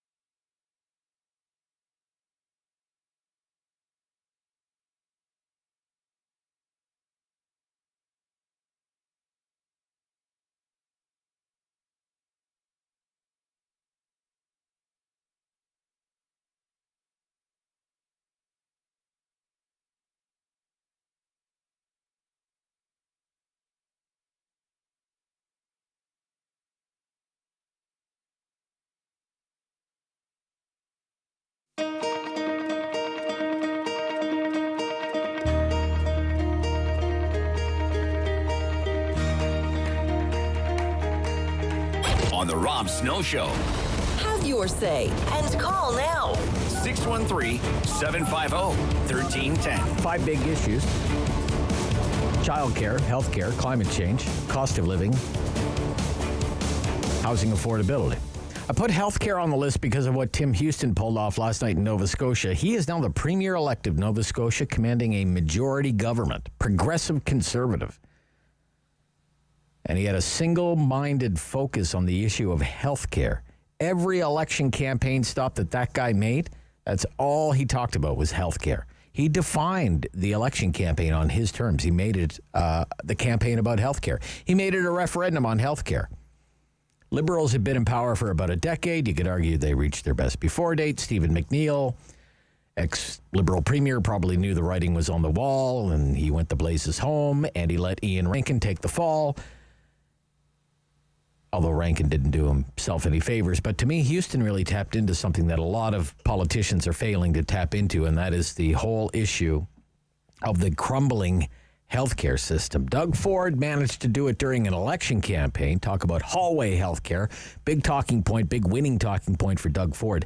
Houston just did the same thing in Nova Scotia. Liberals want to talk about child care. Trudeau went to Nova Scotia just before the election, struck the big child care agreement, lavished the whole province, all kinds of goodies. And once the rip dropped, the campaign started. Disaster. Master class of a campaign from Tim Houston. He made it a referendum on health care. And for decades, when pollsters have asked Canadians, hey, what's your big issue? Time and again, the health care. And yet, at least for Trudeau, he doesn't talk too much about health care. It's 10:51. Let's get to it. Michelle, Ottawa South. Hi, Michelle. Welcome back, friend. Hey, Welcome thank you. Back. Thank you. Listen, Thank you. you went down east and look at you I changed did. their vote. So can you go back again? Yeah, all it took was for me to go to Nova Scotia for 2 days, and look what I did. Look what I pulled off. Freaking amazing. Yeah, I also know. heard last Miracle night- worker. I'm a miracle worker. You are. I was very tired last night, but I did hear that one of the people that won the election is a radio show host down there. Okay, So I'd love to okay. hear you interview him. Anyway, won the riding. So I'm going to start with some fun here. I've been door knocking already now for 2 weeks, and I have some amazing neighbors who senior citizens received a nice $500 check from Mr. Trudeau. On Monday. And Yeah, and very decent, good people, and said, listen, we don't need this money. We should have never received this money. We're not in need. There's many that are. I turned around and endorsed the check to my campaign here, Mr. Eli Tanis in Ottawa South, and to the neighboring campaign for Mr. Pierre Poilievre. So, Mr. Trudeau, we'd like to thank you very much for your donations. That's supposed to be Trudeau's line. All right, I don't. Thank you for your donation, but look, I want to get into these issues. Okay, climate change, childcare, healthcare, housing affordability. Right now, of all those things, I'd like to say my number one pressing issue today is getting the Afghanistan people, the interpreters and their families out of there. Very good. They should have been gone a long time ago, Rob. And when we had the poor little Syrian child wash up on the beach, and I said at the time, there's not a conservative that wouldn't have breathed life back into that child's body if they could. I can't watch the news and hear about these people that lost their lives hiding in the wheel wells of the plane. Like, come on, get angry about that. And it's not like they didn't have advanced warning this was happening. It's another failure on Mr. Trudeau. Wear it. And so number one. Two, I'm worried about health care because I am aging and I have a lot of, it's just the reality of the life. I've gone through the system recently with my parents, and, if it's getting worse, then we may as well, buy tickets to go get care somewhere else because it's bad. Okay. And number two, I really want accountability and consensus and consequences for scandals. I'm going to have to come up with a brand new list for you. Where would you put climate change? Well, Rob, listen. Would you put it last? No, but I'm not disputing that this year is because I have a brother who lives in the Soyuz right now and has spent the summer trying to prepare his house. Is this very unusual? Yes. Okay. But there are also fires there. So, could it be a lot of different things in the environment? I'm not sure shooting everybody up to space is helping anything, and I'm also not sure all these volcanoes haven't played a small reason for why we're having it so severely. Okay, so that would be, of course I'm concerned about climate change. Of course I want to step outside and breathe the air, but I also want to step outside, and I don't want to be knocking on anybody's door right now, that's for sure, and none of the people that I'm with want to. We're all double vaccinated and we're all wearing masks, and I can tell you, why do we have the Delta Plus here now when it was killing so many people? When we were in our third wave in April, because it was in my home and it was the UK variant at the time we were allowed to call it that, and watching what was happening in India how did that get here? Okay. How did the Delta... Gotcha, Michelle. Gotcha. I got to run. Jam phone lines and some calls I want to get to before we run out of time, which we're about to quickly do. Kevin, you're on City News. Kevin. Yeah, thanks, Rob, for taking the call. First thing on the top of my list, I would put probably inflation and healthcare as being the two most important. Those would be the two most important for me. Okay. And the least important? the least important climate change. Okay. For me. All right. And then Okay, so as far as I don't know that we can do anything about the housing prices and everything, because I think that's driven by supply and demand. We could build more houses. Build more houses. Build more houses, Yeah. or unless they want to get into and dump more money into social housing. Right. I mean, that's another thing there. Yeah. However, was there another healthcare, childcare, healthcare or childcare? Oh, childcare. I didn't know we had a problem with childcare. We got all kinds. We have a great debate going on right now. What do Canadians need most? Do they need a childcare space for $10 a day, or do they need a big check in the mail every month, or do they need a tax rebate every year? So that'd be smart. That's more socialism or more social programs. Okay, really. And you're that is for me. Okay, gotcha, Kevin. I have a question for you. I have a quick question for you, though. Yeah, okay. And I'm not sure whether you could or couldn't, but and the only reason I'm going to ask you this is because I really, really am getting tired. And I know, and not that I'm diminishing any of the importance of it. I'm really getting tired of hearing about. Because we do talk about the COVID every day. It's on the news. Sure. You've had it on a gazillion times and all the rest of it. Is there any way that you could take a subject like, say, the withdrawal from Afghanistan? Because I'd really be interested to listen to the views of Ottawans and people in your listening area. We're doing a big thing on Afghanistan tomorrow, sir. Half an hour on Afghanistan tomorrow. Yeah. What time is that? 11:30, right? Yeah. 11:30 with one of the best experts in the city. No, but could you have it on our program with us so that people could phone in? I'd like to hear what the people think about all of this and what's going on, and so on and so forth. I think it would be a good topic. Yep. Okay. Good suggestion, sir. I thought about that. I've thought about that myself, sir. I really have. Last call of the morning. It's Ray in Carleton Place. Ray. Thanks very much, Rob. Yes, Ray. Somebody mentioned, I listen to you every day, but I record it. But anyways, I heard that there would not be inflation. I've been in the banking industry for over 40 years. I'm now 76. The way to get out of debt, $1 debt today is $1 debt tomorrow, 10 years from now. How they got out of debt, do you recall back in the 70s, the government went out because inflation was 7%? We had debt then too. Sure. So there is going to be inflation, and I hope that the seniors, I'm 75 years old. I think I got $1 or $5 on my, and there's another thing about pension. I got so many things I could talk about, but yes, that bothers me a lot. You're worried about inflation, sir. Yeah. They're not going to increase my CPP because they haven't got the money. They're not selling Canada savings bonds anymore. The OAS, holy God, I think I got $1.10 or something. The OAS like that. is not much. No. No. And I hope that the seniors are able to get out and vote. This party has been in power far too long. And yes, am I worried about the Greens? Sure I am. I got grandchildren. But the other aspect of it is we only put in 2%. Let's plant some more trees. Get rid of China. Get rid of India. They're not doing it properly. I had to laugh. If you remember in the previous election, we were under the Liberals. I think it was Chrétien was going to give money to China to buy carbon defaults. If I may be using the wrong word. I'm not sure, but I've got to run, Ray. I hear where you're coming from, though. He's worried about inflation and the cost of living, much less so about the fight against climate change.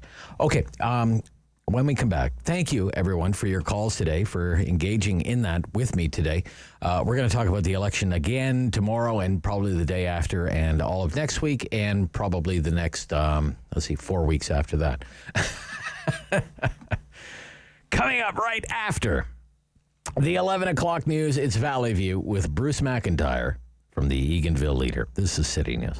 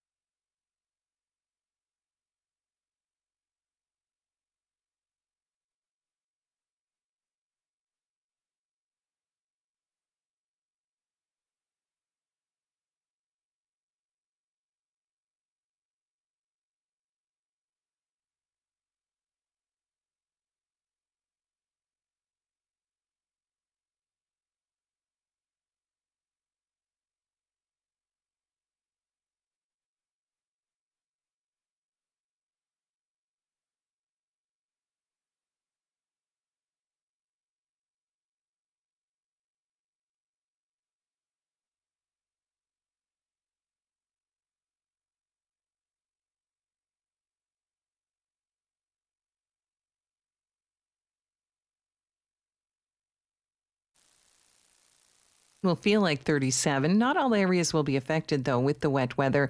Get into the steadier rain overnight, the low near 18. For today, the high 29. And right now, feeling in the low 30s, 23 degrees in Ottawa, 24 in Smiths Falls.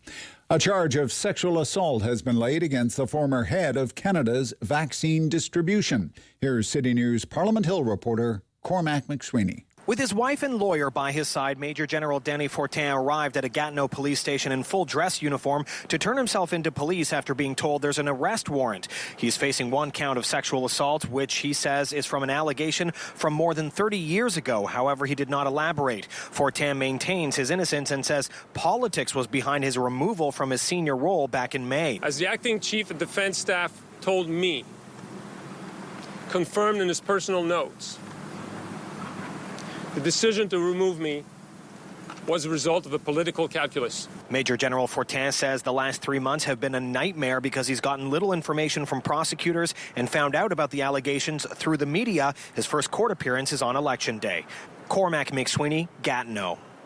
City News Time, 11:04. A local councillor is considering a run for Ottawa's mayor's seat in 2022. Our Chris Curry's with that story. It's election fever in the capital region. The federal vote is next month. Gatineau municipal elections are in November. Even the provincial vote is coming up within the year. But many looking ahead to the City of Ottawa vote next fall. And there's been some discussion on whether current Mayor Jim Watson will run for a fourth term and whether that could open up the race or could not to some fresh faces like Rideau Vanier Councillor Matthew Fleury, who says there's lots of factors at play, like it's early, but he's saying maybe. We're coming out of a pandemic with vaccination.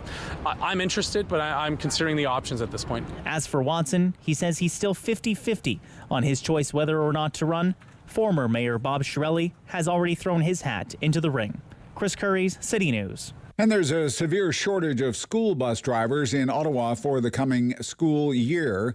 The Student Transportation Authority is adjusting some routes. Now, parents will see the updated schedule for the year starting next Friday. That's August 27th at 4 in the afternoon. I'm Andrew Boyle for News Anytime. Follow up online at ottawa.citynews.ca. He's the opinionated Ottawa icon. The Rob Snow Show returns on Rogers TV and City News. 101.1 FM and 1310 AM. And it's time for Valley View. Bruce McIntyre's here from the Eganville Leader. Good morning. Rob, we're doing remote this morning. Yeah, I understand you're on the scene of some live breaking news. Where are you right now? The intersection of Bruce Street and Highway 17 going into Renfrew. If you're going westbound on 17, it's the last exit to get into Renfrew. You turn left. It takes you down to our lovely landfill site, or you go straight on to Pembroke if you're going straight. So we have two vehicles. This intersection is Lake O'Brien intersection. Every weekend, we'll consider it a weekend now, it's always an accident here. This is known as the Highway of Death. For good reason. Luckily, no one's passed away here today. The ambulance is just pulling out. I can hear it, yeah. Taking the driver and the passenger from a small two-door. The driver has a broken arm. The passenger has some chest injuries, but nothing life-threatening, so they're off to Renfrew Victoria Hospital. And the second vehicle is a minivan with Canada plates.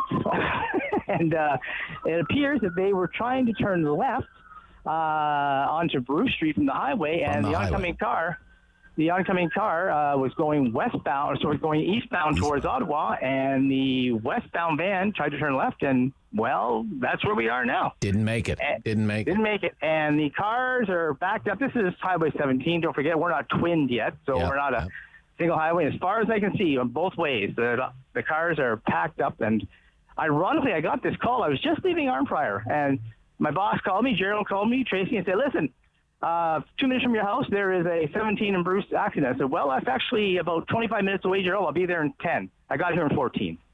So. Okay, so you split the difference. And now, have the vehicles themselves been towed away yet, been cleared away yet? Or? Not as of yet. Not as of yet. We'll have Dwayne towing on site anytime.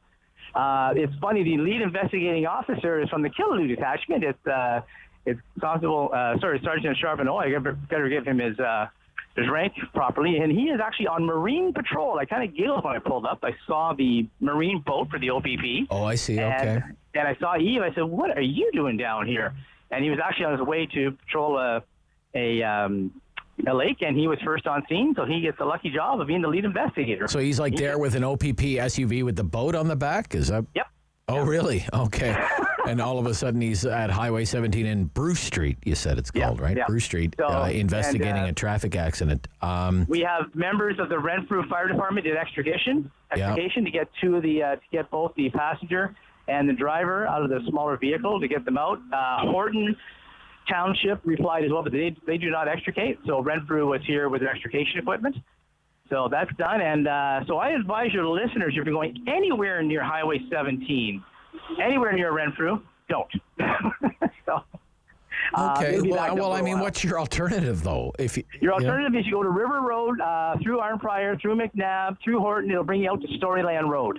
Okay. So if you stay on River Road, it runs parallel to the highway, and it's a beautiful drive, lovely drive, but it takes a little longer. A little longer. So it looks like they're going to be there a while by the looks of things. Yeah, the tow truck has not arrived yet. Both vehicles have to be towed. How long ago do you figure this happened?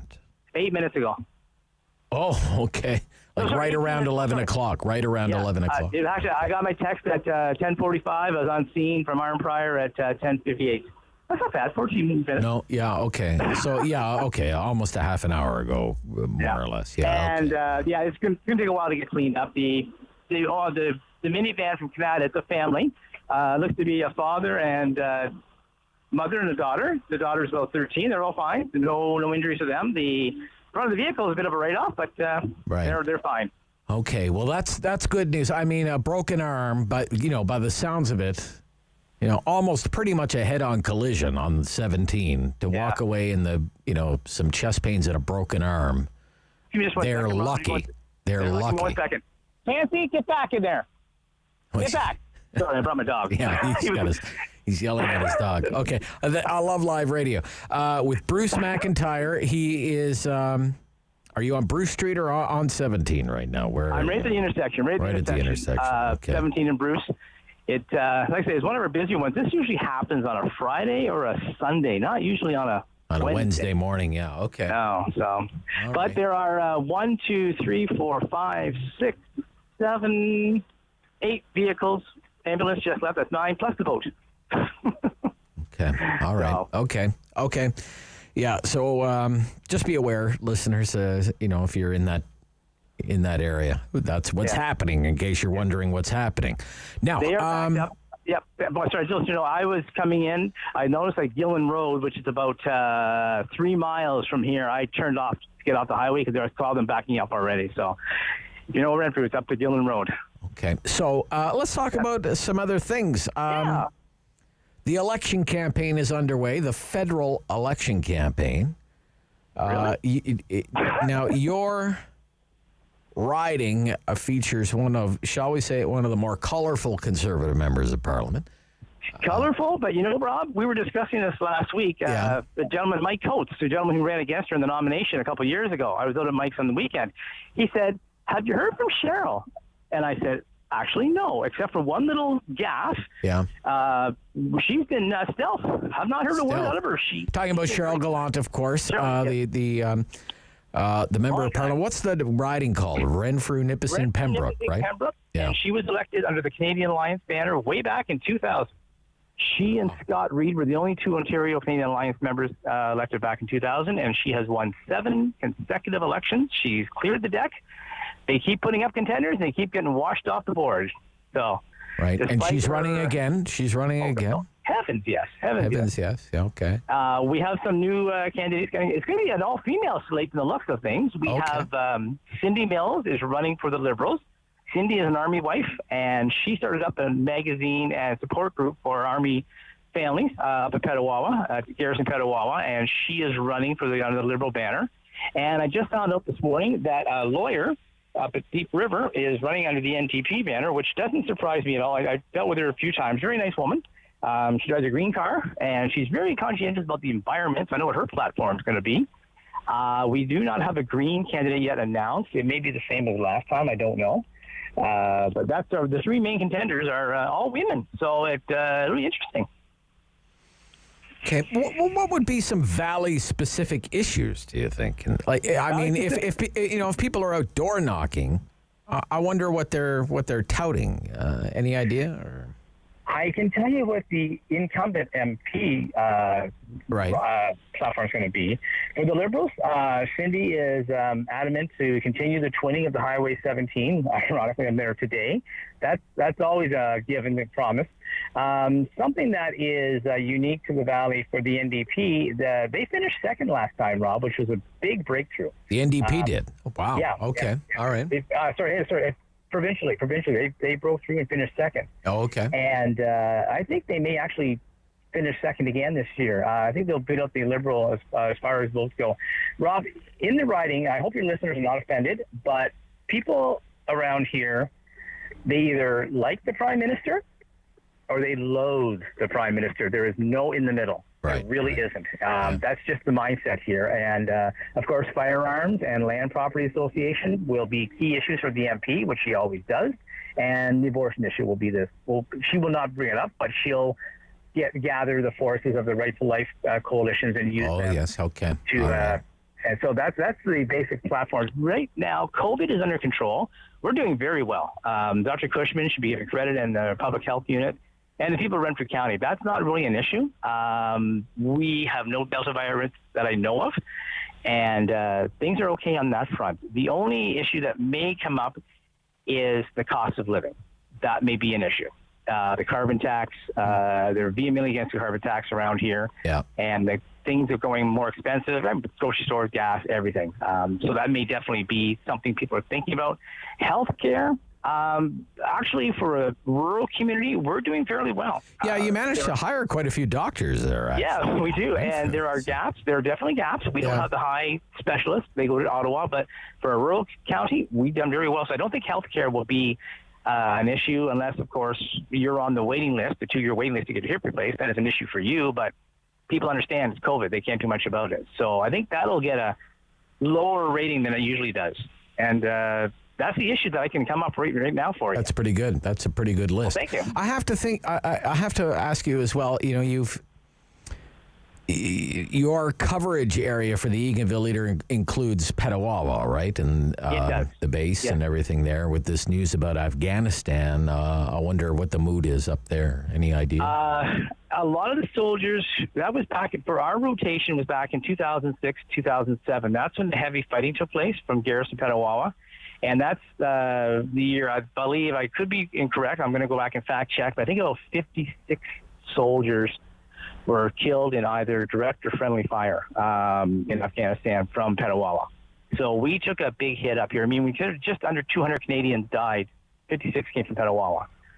Wow. So it was a big hit. I know Jeff Lehue ran for the Liberal banner back in 2015. He came very close to Mrs. Blount, closest ever, and he was a veteran. He had his leg severely damaged. He was a medic. He had an explosive device, and he learned to walk again. And he went on the platform of veterans. He signed up for Mr. Trudeau and the Liberals for veterans' rights and getting the benefits and treating them properly. And he is disgusted with the Liberal Party of what they turned their back on the veterans.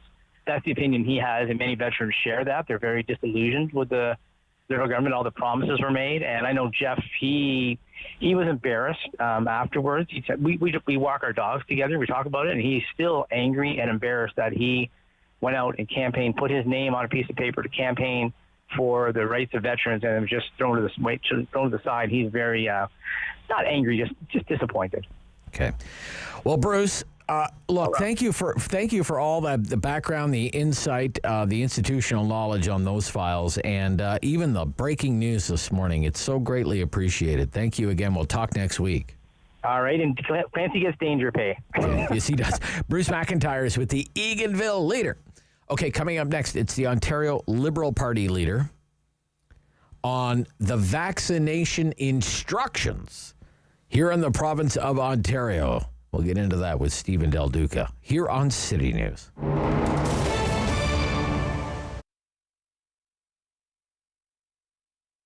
Part of the reason I got back into this is because I am creative, and I also wanted to kind of have a fun flair, 50s vibe. All of the boxes are kind of fun names. The colors are fun. The logo is fun.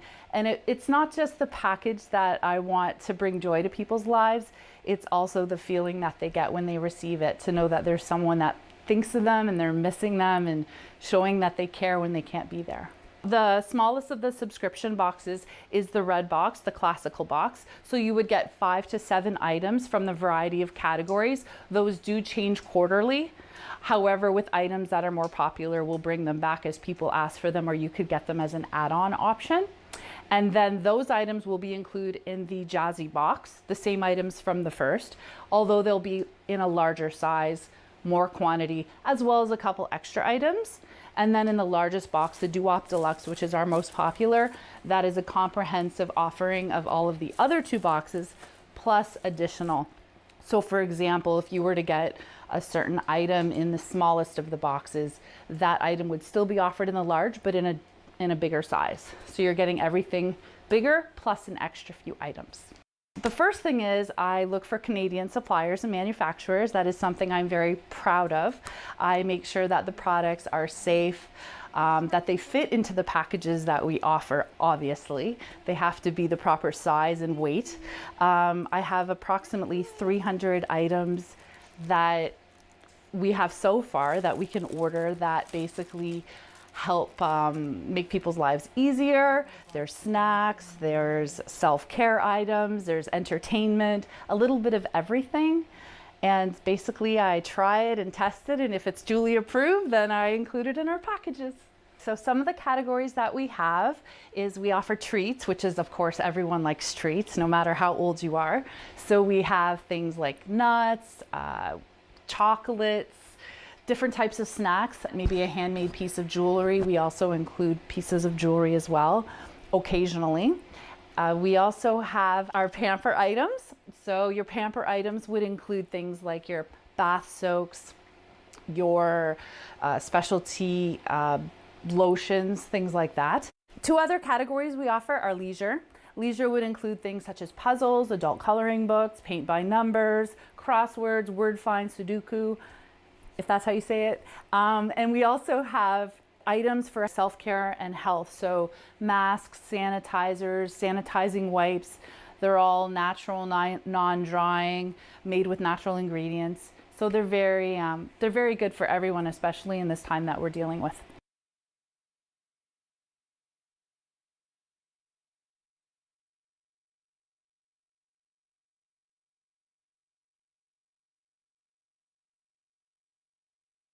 Snow Show returns on Rogers TV and City News. 101.1 FM and 1310 AM. And it's my pleasure to welcome back to City News the leader of Ontario's Liberal Party, Stephen Del Duca. Good morning, sir. Good morning, Rob. Thanks so much for having me back on. Great pleasure. I'm going to read you from a news report about what was announced yesterday by the Ontario government and mandatory vaccinations. Dr. Kieran Moore has issued a directive to hospitals and community and home care providers to have strict vaccination and testing policies in place by September 7th for all employees, staff, contractors, students, and volunteers. Ambulance services will also need to have policies in place for paramedics. The directive doesn't make COVID-19 vaccination compulsory, but those who decline the shots will need to undergo a regular antigen testing for the virus, similar to the one in place in the province's long-term care homes. Staff at healthcare facilities will need to provide proof of full immunization against COVID-19 or a medical reason for not being vaccinated. Those who don't get the shots will need to complete an education session about COVID-19 vaccines and will be routinely tested for the virus before coming to work. What is your reaction, sir, to that directive? So first of all, the directive is many weeks late, and it falls far short of where it needed to land in order to help Ontarians get through a fourth wave that many experts say we are already in with as minimal disruption. 3.5 weeks ago, I went out first, and I have consistently said now for close to a month, we need a reliable vaccine certificate in this province. We need mandatory vaccinations for frontline workers in healthcare and in education. Doug Ford has said no all the way through. Andrea Horvath at first said no and sided with Doug Ford. Then she flip-flopped and agreed with me. And now Dr. Moore, who I have a ton of respect for, goes out yesterday without Doug Ford, by the way. Total cowardly move from Doug Ford. Sends Dr. Moore out to do his dirty work to say we're going to show up a day late and a dollar short, as the saying goes. It's not the kind of leadership that we need right now in Ontario. Okay. How would your policy be different? Well, first of all, I think we are all craving clarity at this point in this pandemic. There has been so much confusion in the communications from Doug Ford since the very beginning. If Doug Ford, not Dr. Moore, Doug Ford had stepped to the microphones yesterday and said, we will have mandatory vaccinations for frontline healthcare and education workers. Because, you know, Rob, mandatory testing is not mandatory vaccinations. My daughters are going back to school in about 3 weeks here in York Region where we live, one into grade 9, the other into grade 5. Our daughter who's going into grade 5 is too young to get the vaccine. She is therefore one of the many hundreds of thousands of vulnerable kids going back to school. And to say you got to tell us if you got the vaccine, and if not, jump through all these hoops. If you're teaching in my daughter's school, that doesn't alleviate my anxiety. That doesn't give me as a father peace of mind. Where's the leadership? Where's the responsibility? Where's the accountability here? Doug Ford was missing in action yesterday, and we have gone through way too much to put up with this garbage from him at this point of this ordeal. Okay, let's say a healthcare worker or an education worker refuses to be vaccinated. Yeah, what I said. What should the consequences be? The consequence, if no other solution can be found, if working with them and their employer, and if they're represented by a union, with their union, if no other solution can be found, then I would say, again, if you do this early enough, redeploy to a place where they're in the system where they are no longer patient-facing or student-facing. Here's the really sad part, though, Rob. You and I, and even Doug Ford, does not know how many healthcare workers or education workers have been vaccinated to date. So we don't know if we're talking about 5% of those respective sectors or 25%, because nobody's been tracking it from day one. That's sheer incompetence when you're dealing with this kind of public health crisis. Doug Ford doesn't know. None of us knows. Yeah, I'd be curious to know how big that number is myself, because, say it's even 1 in 10 refuses to be vaccinated, because it's about, 10% not getting vaccinated. Well, just ETFO has 60,000 teachers. So if 10% don't get vaccinated, that's 6,000 teachers who are not getting vaccinated, right? So, and so we don't know, as you say. But let's take, for example, I'm wondering if you would go this far. If you were the Premier of Ontario, for example, Premier Legault has given this directive to his frontline healthcare workers.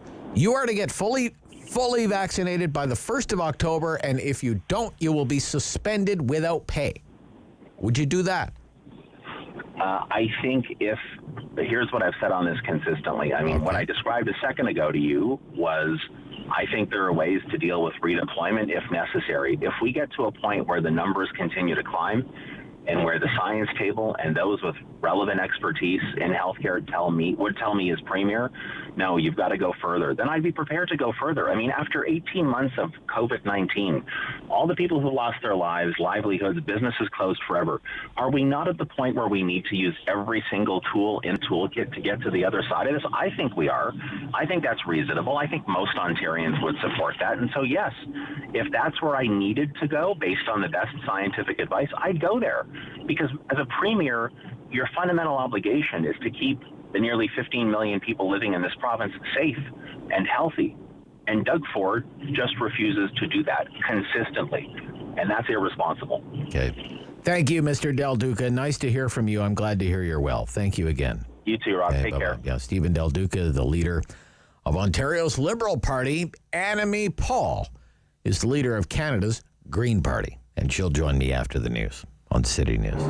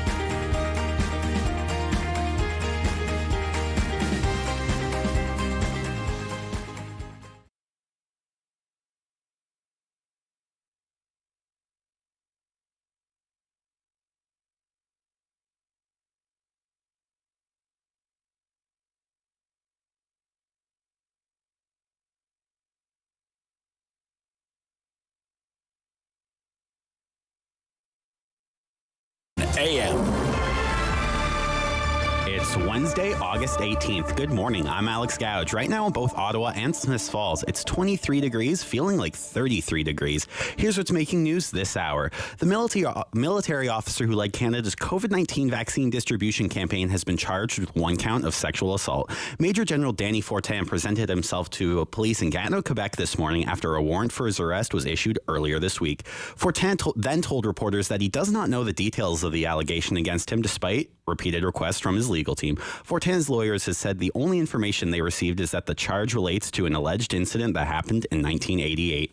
Ontario health officials are reporting 485 new cases of COVID-19 today, along with 3 deaths linked to the virus. Locally, there are 19 cases in Ottawa today, 2 in Leeds, Grenville, Lanark, 1 in the Eastern Ontario Health Unit, and no new infections in Renfrew County. Over 26,000 tests were conducted, bringing the positivity rate slightly down to 2.5%.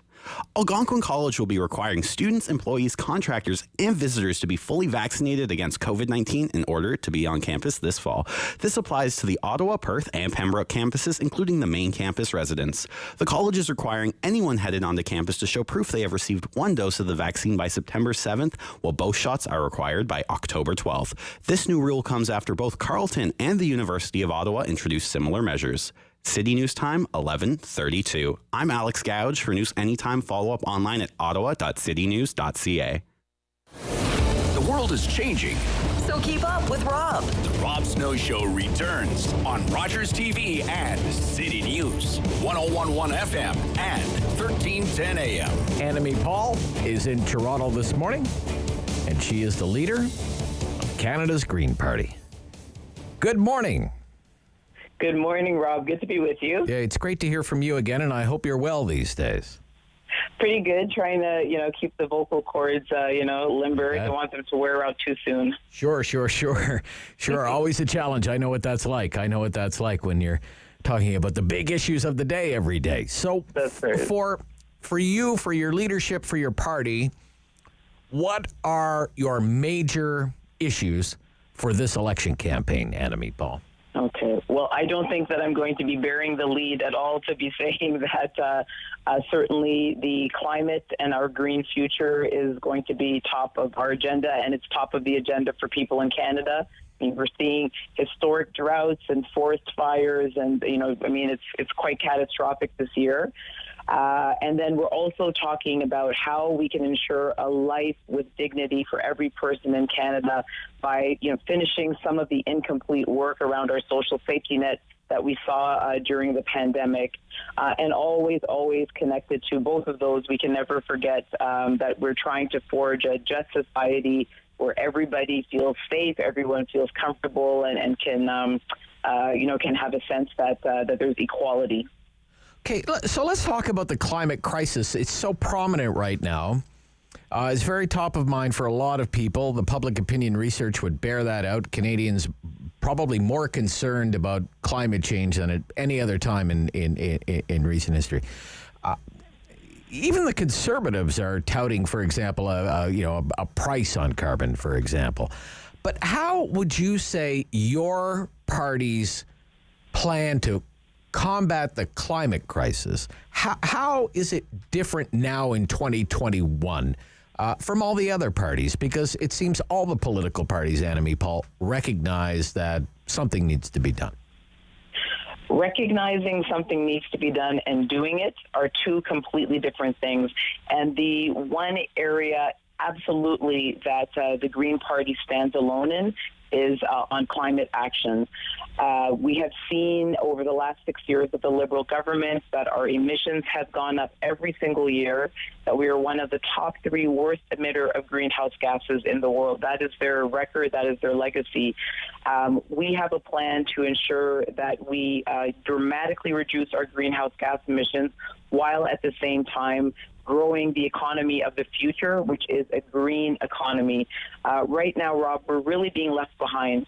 Every other major economy is investing and planning for a dramatic green economy, and we are not. And so we are the only party that has a plan to get us there as quickly as possible and to ensure we're not left behind. Yeah. The current Liberal government has never met a climate target, right? Never. Never. In Never. 6 years. In 6 years, right?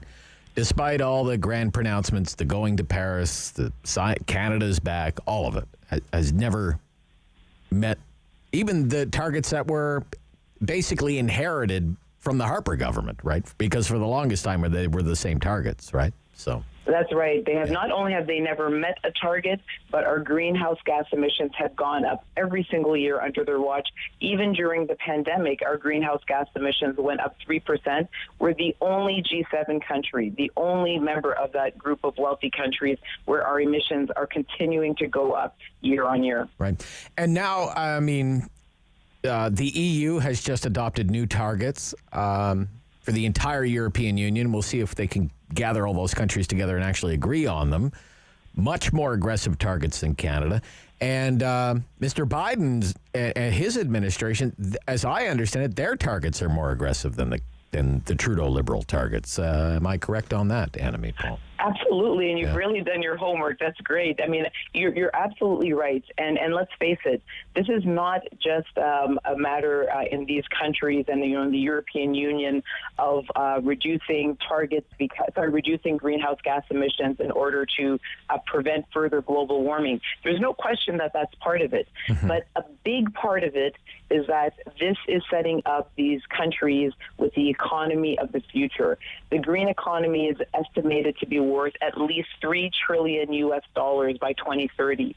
And those countries want to be first in line for that. And so, we are just being left further and further behind as other countries in the G7 and other wealthy countries move ahead at a pace that is just far beyond anything that we've planned so far. Okay. But what are we supposed to do? We're so rich in natural resources. The natural resources sector and the energy sector employs hundreds of thousands of people. They're making very good money. The wages in Alberta are well above the national average, for example. A lot of those men and women who are working there have families in poorer parts of the country, and they go in for a few months and they work there. They send the money home. It's not an easy life, but it pays well. What do you do with those people? Well, one of those people is my brother, and what you just described is exactly his situation up until the pandemic. He left his family here in Toronto, and he was out in Alberta working as a roughneck in the oil patch. And as Your brother was. Your brother was. My brother, exactly. Wow. My brother, exactly. And you're right. It's not an easy life. He was away from his family for months at a time. You're out there beside the oil rig. It's dangerous work. It's dirty work. But you're right. It pays really well. The great news, Rob, and again, this is why every party should feel excited about talking about a green economy. The jobs in the green economy, many of them go directly to people in the fossil fuel sector. They don't need years of retraining. The jobs pay more money. They're more stable. Half of the people working in the green economy only have a high school diploma, so they don't require, university degrees. And you get to go home at the end of the day, and communities don't have to break apart. My brother lost his job when the pandemic hit, and he told me he and the guys on his crew, they're tired of the boom and bust. You make a lot of money, and then you're laid off for a few months, and then you make a lot of money, and then you're laid off. Let's give them some stability and some jobs that pay well and have a real future and where they can go home at the end of the day. Okay. I want to transition away from talking about the climate crisis. I want to talk about something that you're also obviously passionate about, and that is the social safety net, or what's become known as social justice issues. How would you say your platform differs from what's on offer from the other parties, Annamie, Paul? For people who are worried about things like income inequality or racial inequality, these indigenous issues, retirement security, poverty, what are you pitching as Greens that, say, differs from the other parties? Okay, so, Rob, this is where I always get in trouble, but I'm going to say it because this is what I believe in. Okay. You don't seem to shy away from getting into trouble. No, I mean, I'm in this for certain reasons, and I want to be, straight up with people about certain things. One of them is about changing the culture of politics. And, with that in mind, I will say the following, that there are many things that our party and other parties in Parliament, particularly the NDP and the Liberals, agree on when it comes to social justice, to social policy. We all, at the member base, right, our members agree that we should have universal pharmacare. We should have a guaranteed livable income. We should make sure that we respect the calls to justice and to action of the reports of the Truth and Reconciliation Commission and the missing and murdered Indigenous women and girls. Here's where the difference lies. I can acknowledge that. And I can say that we should all be working together towards those goals. Our Canada Pension Plan, our Medicare system, these happened when parties came together across party lines to make it happen. And so we should have been going back to Ottawa after the summer to get that work done across party lines because we do share it in common. So the more Greens you elect, the more people you have that believe that there is a way for us to share the credit with other parties. There's a way for us to work together across party lines and to collaborate on the big issues of the day. Okay. 1 million Canadians voted for the Green Party in the last election. 1 million Canadians. And I really... I read what's been going on in the news, Annamie, Paul. It kind of saddens me because I thought... gosh, especially with environmental issues so prominent right now, that maybe you're poised for great things, but all the news about your party is about all this internal strife. How is this affecting your campaign right now and your ability to actually run a credible national campaign as the leader of the Green Party? I mean, Rob, you're right. It's a pity that so much of the focus is on that, and we're going through a process of renewal after about 14 years under the same leadership, and when we have a new council coming in, all of those kind of things, but that's not finished yet. And so absolutely, there's no sugarcoating it. I certainly have preferred to have had all of that wrapped up before heading into an election. But what I would say to people is that the values of our party, which are core values, they always remain the same. The policies that we have been promoting for years and years, those are still there. We are still the party that they can count on the climate. That is going to be pushing progressive policies. And I would say to them, keep the faith. We're definitely going to emerge from this stronger. And I would also say, look to your community.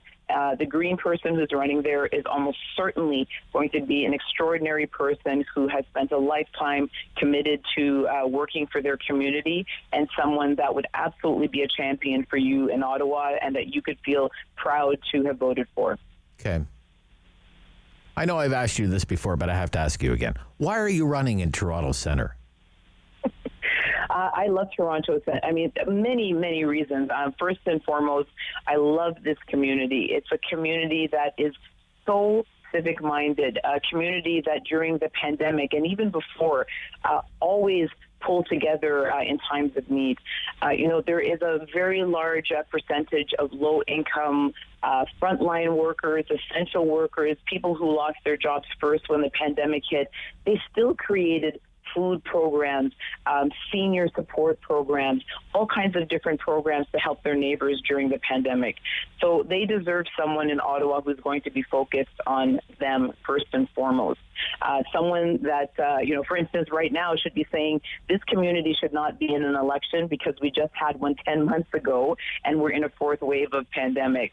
I also believe the Greens need to make a breakthrough in Ontario. We need to continue to grow as a party and to show we can win seats in different parts of the country. And I believe that everything that I need to talk about as a national leader, I can talk about in that community because, so many issues of the day are unfolding in that community. Do you think you will be allowed to take part in the televised debates? Have you been told anything about that yet? Or? Oh yes, absolutely, yes. I will be taking part in the televised debates. Okay. Absolutely, yeah. Okay. Do you speak French? Yeah. Do you speak French? Mais oui. Mais oui. Bien sûr. Okay. Yeah, Good. I'm a very proud graduate of I think the second class to graduate in Toronto from French immersion. Oh, okay. My mom was very committed to making sure that her kids could learn French, and so I used to spend the nights sleeping on my grandma's couch in the living room so I could go to the local school to learn French. So, thank you, Mom. Okay. Hey, good luck. Good luck to you. Thank you so much, Thank you again. Rob. I Yeah, we'll talk appreciate it. soon, I hope. Thank you again. I hope so. Yeah. Thank you. Annamie Take Paul care. is the leader of Canada's Green Party. Certainly in tough in this election. 11:46. Continue our talk about climate change coming up next, the Conservative Climate Plan. This is the Rob Snow Show on City News.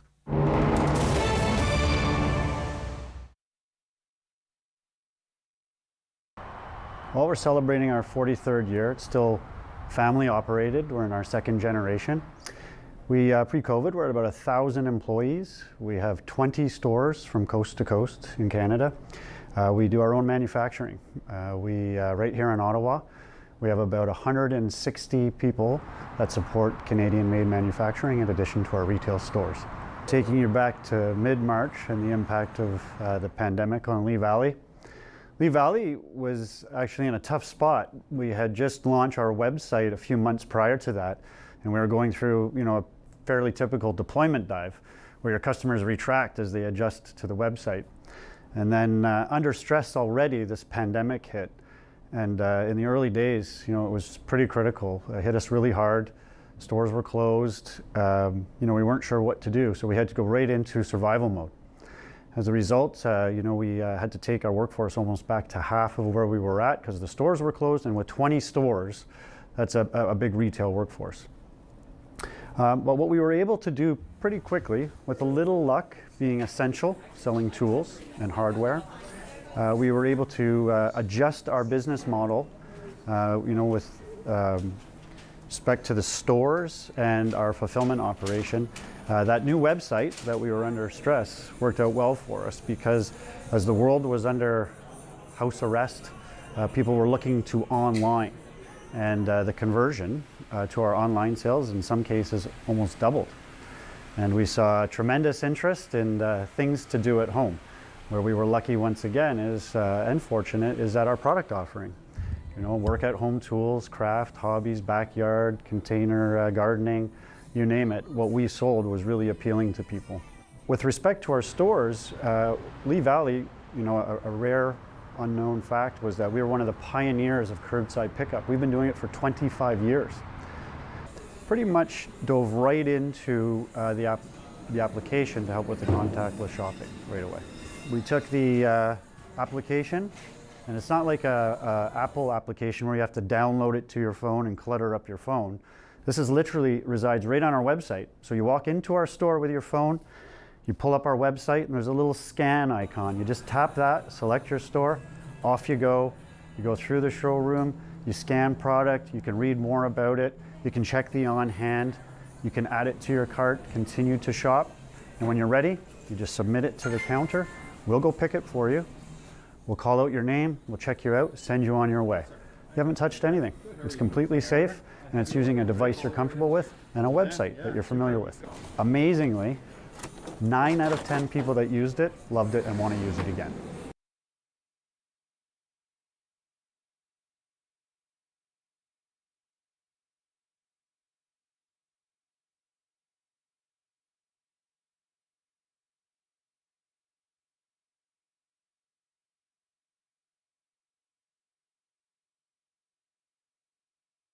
And 1310 AM. The Conservative Party of Canada does have a climate change plan. Part of its election platform. It's called Secure the Environment. Everything to do with the Conservative platform is about securing something or other.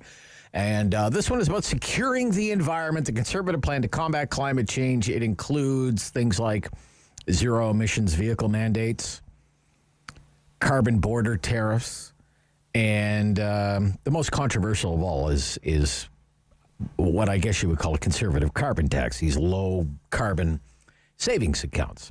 So let's take a deeper dive into the Conservative Party's climate action plan. with Michael Bernstein, Executive Director, Clean Prosperity, joins me this morning on City News. Good morning. Good morning. So you're quoted here as you've endorsed it, so to speak. A credible path to meeting Canada's 2030 Paris targets, says Michael Bernstein, Executive Director, Clean Prosperity. First of all, what's Clean Prosperity? So we're an organization that works on strong climate policy that we think both can help the environment, but also that's good for the economy. Okay, let's start with what you like about it. Why do you think that this is a credible plan to combat climate change? Yeah, well, let me start by saying that there's definitely some parts that I do like about it, which I'll go over, but I wouldn't necessarily say I endorse the plan, as many political parties do. They pick and choose what they want to hear and put the most positive things in their I see. A man hears what he wants to hear and disregards the rest. Is that what you're saying, Mr. Bernstein? So I don't fault them for that. All political parties will do that, but we put out a long public statement with some positives and some negatives, and they picked up on the positives. So let me start with that. Okay. So one of the things, this represents very strong progress from previous conservative platforms. This is the first platform document that shows very clearly what policies the Conservatives will use to get to our international climate targets under the Paris Agreement, which is a 30% reduction in our emissions.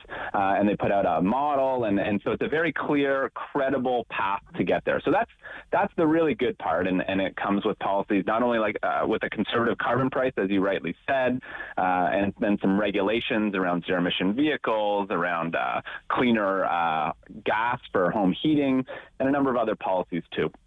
So that's the good news. Okay. I'd say the what's missing is that the Conservatives have essentially skated to where the puck has been, but not to where it's going.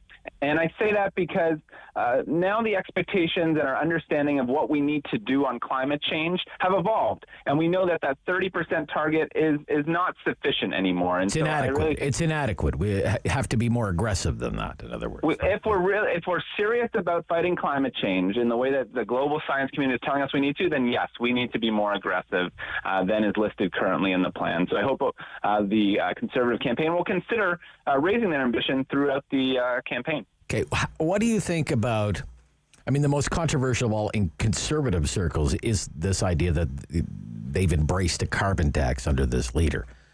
It's called the Personal Low Carbon Savings Account. It's going to be a carbon price. They hate to call it a tax. Of course, the Liberals don't call it a tax. It's a price on pollution. Starts at $20 a ton, goes up to $50 a ton. They say no further than that.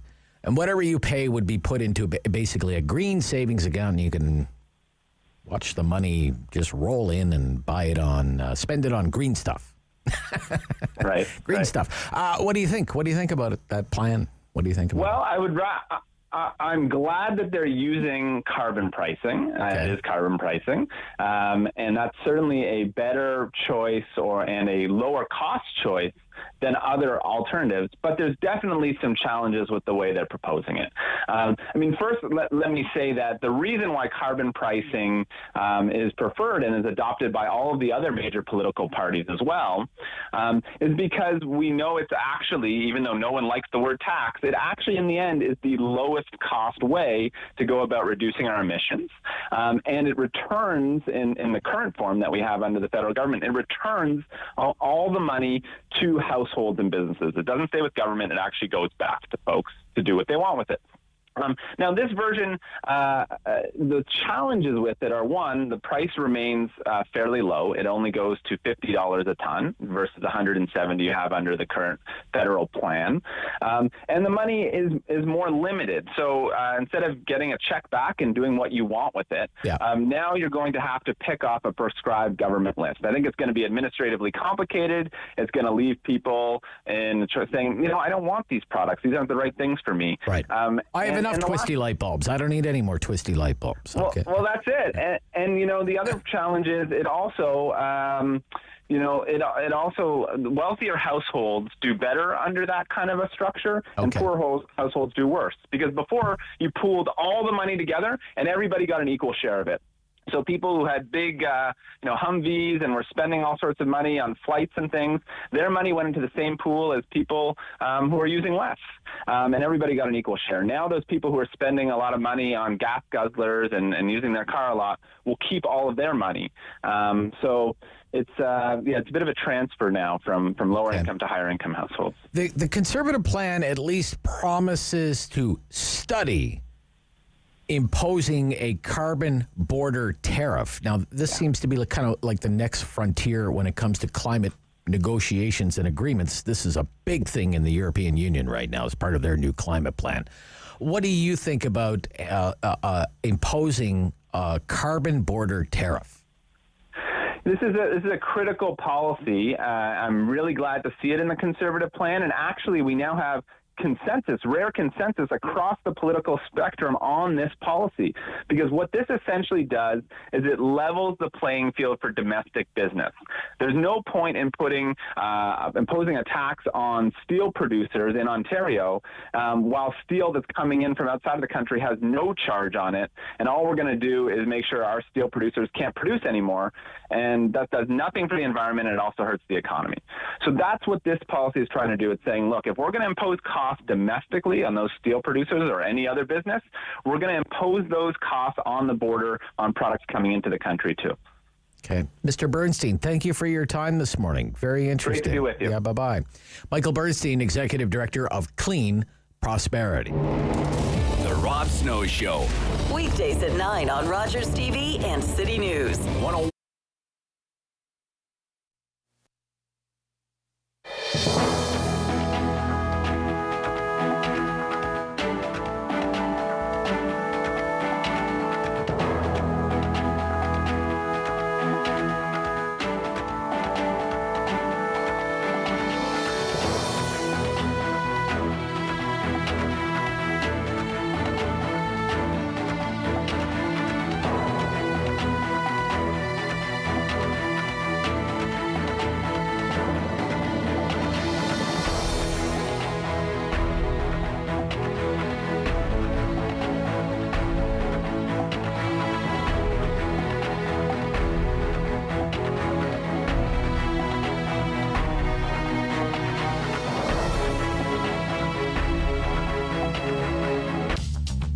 This program is brought to you by Ignite TV. Now you're in command. Visit Rogers.com for more details.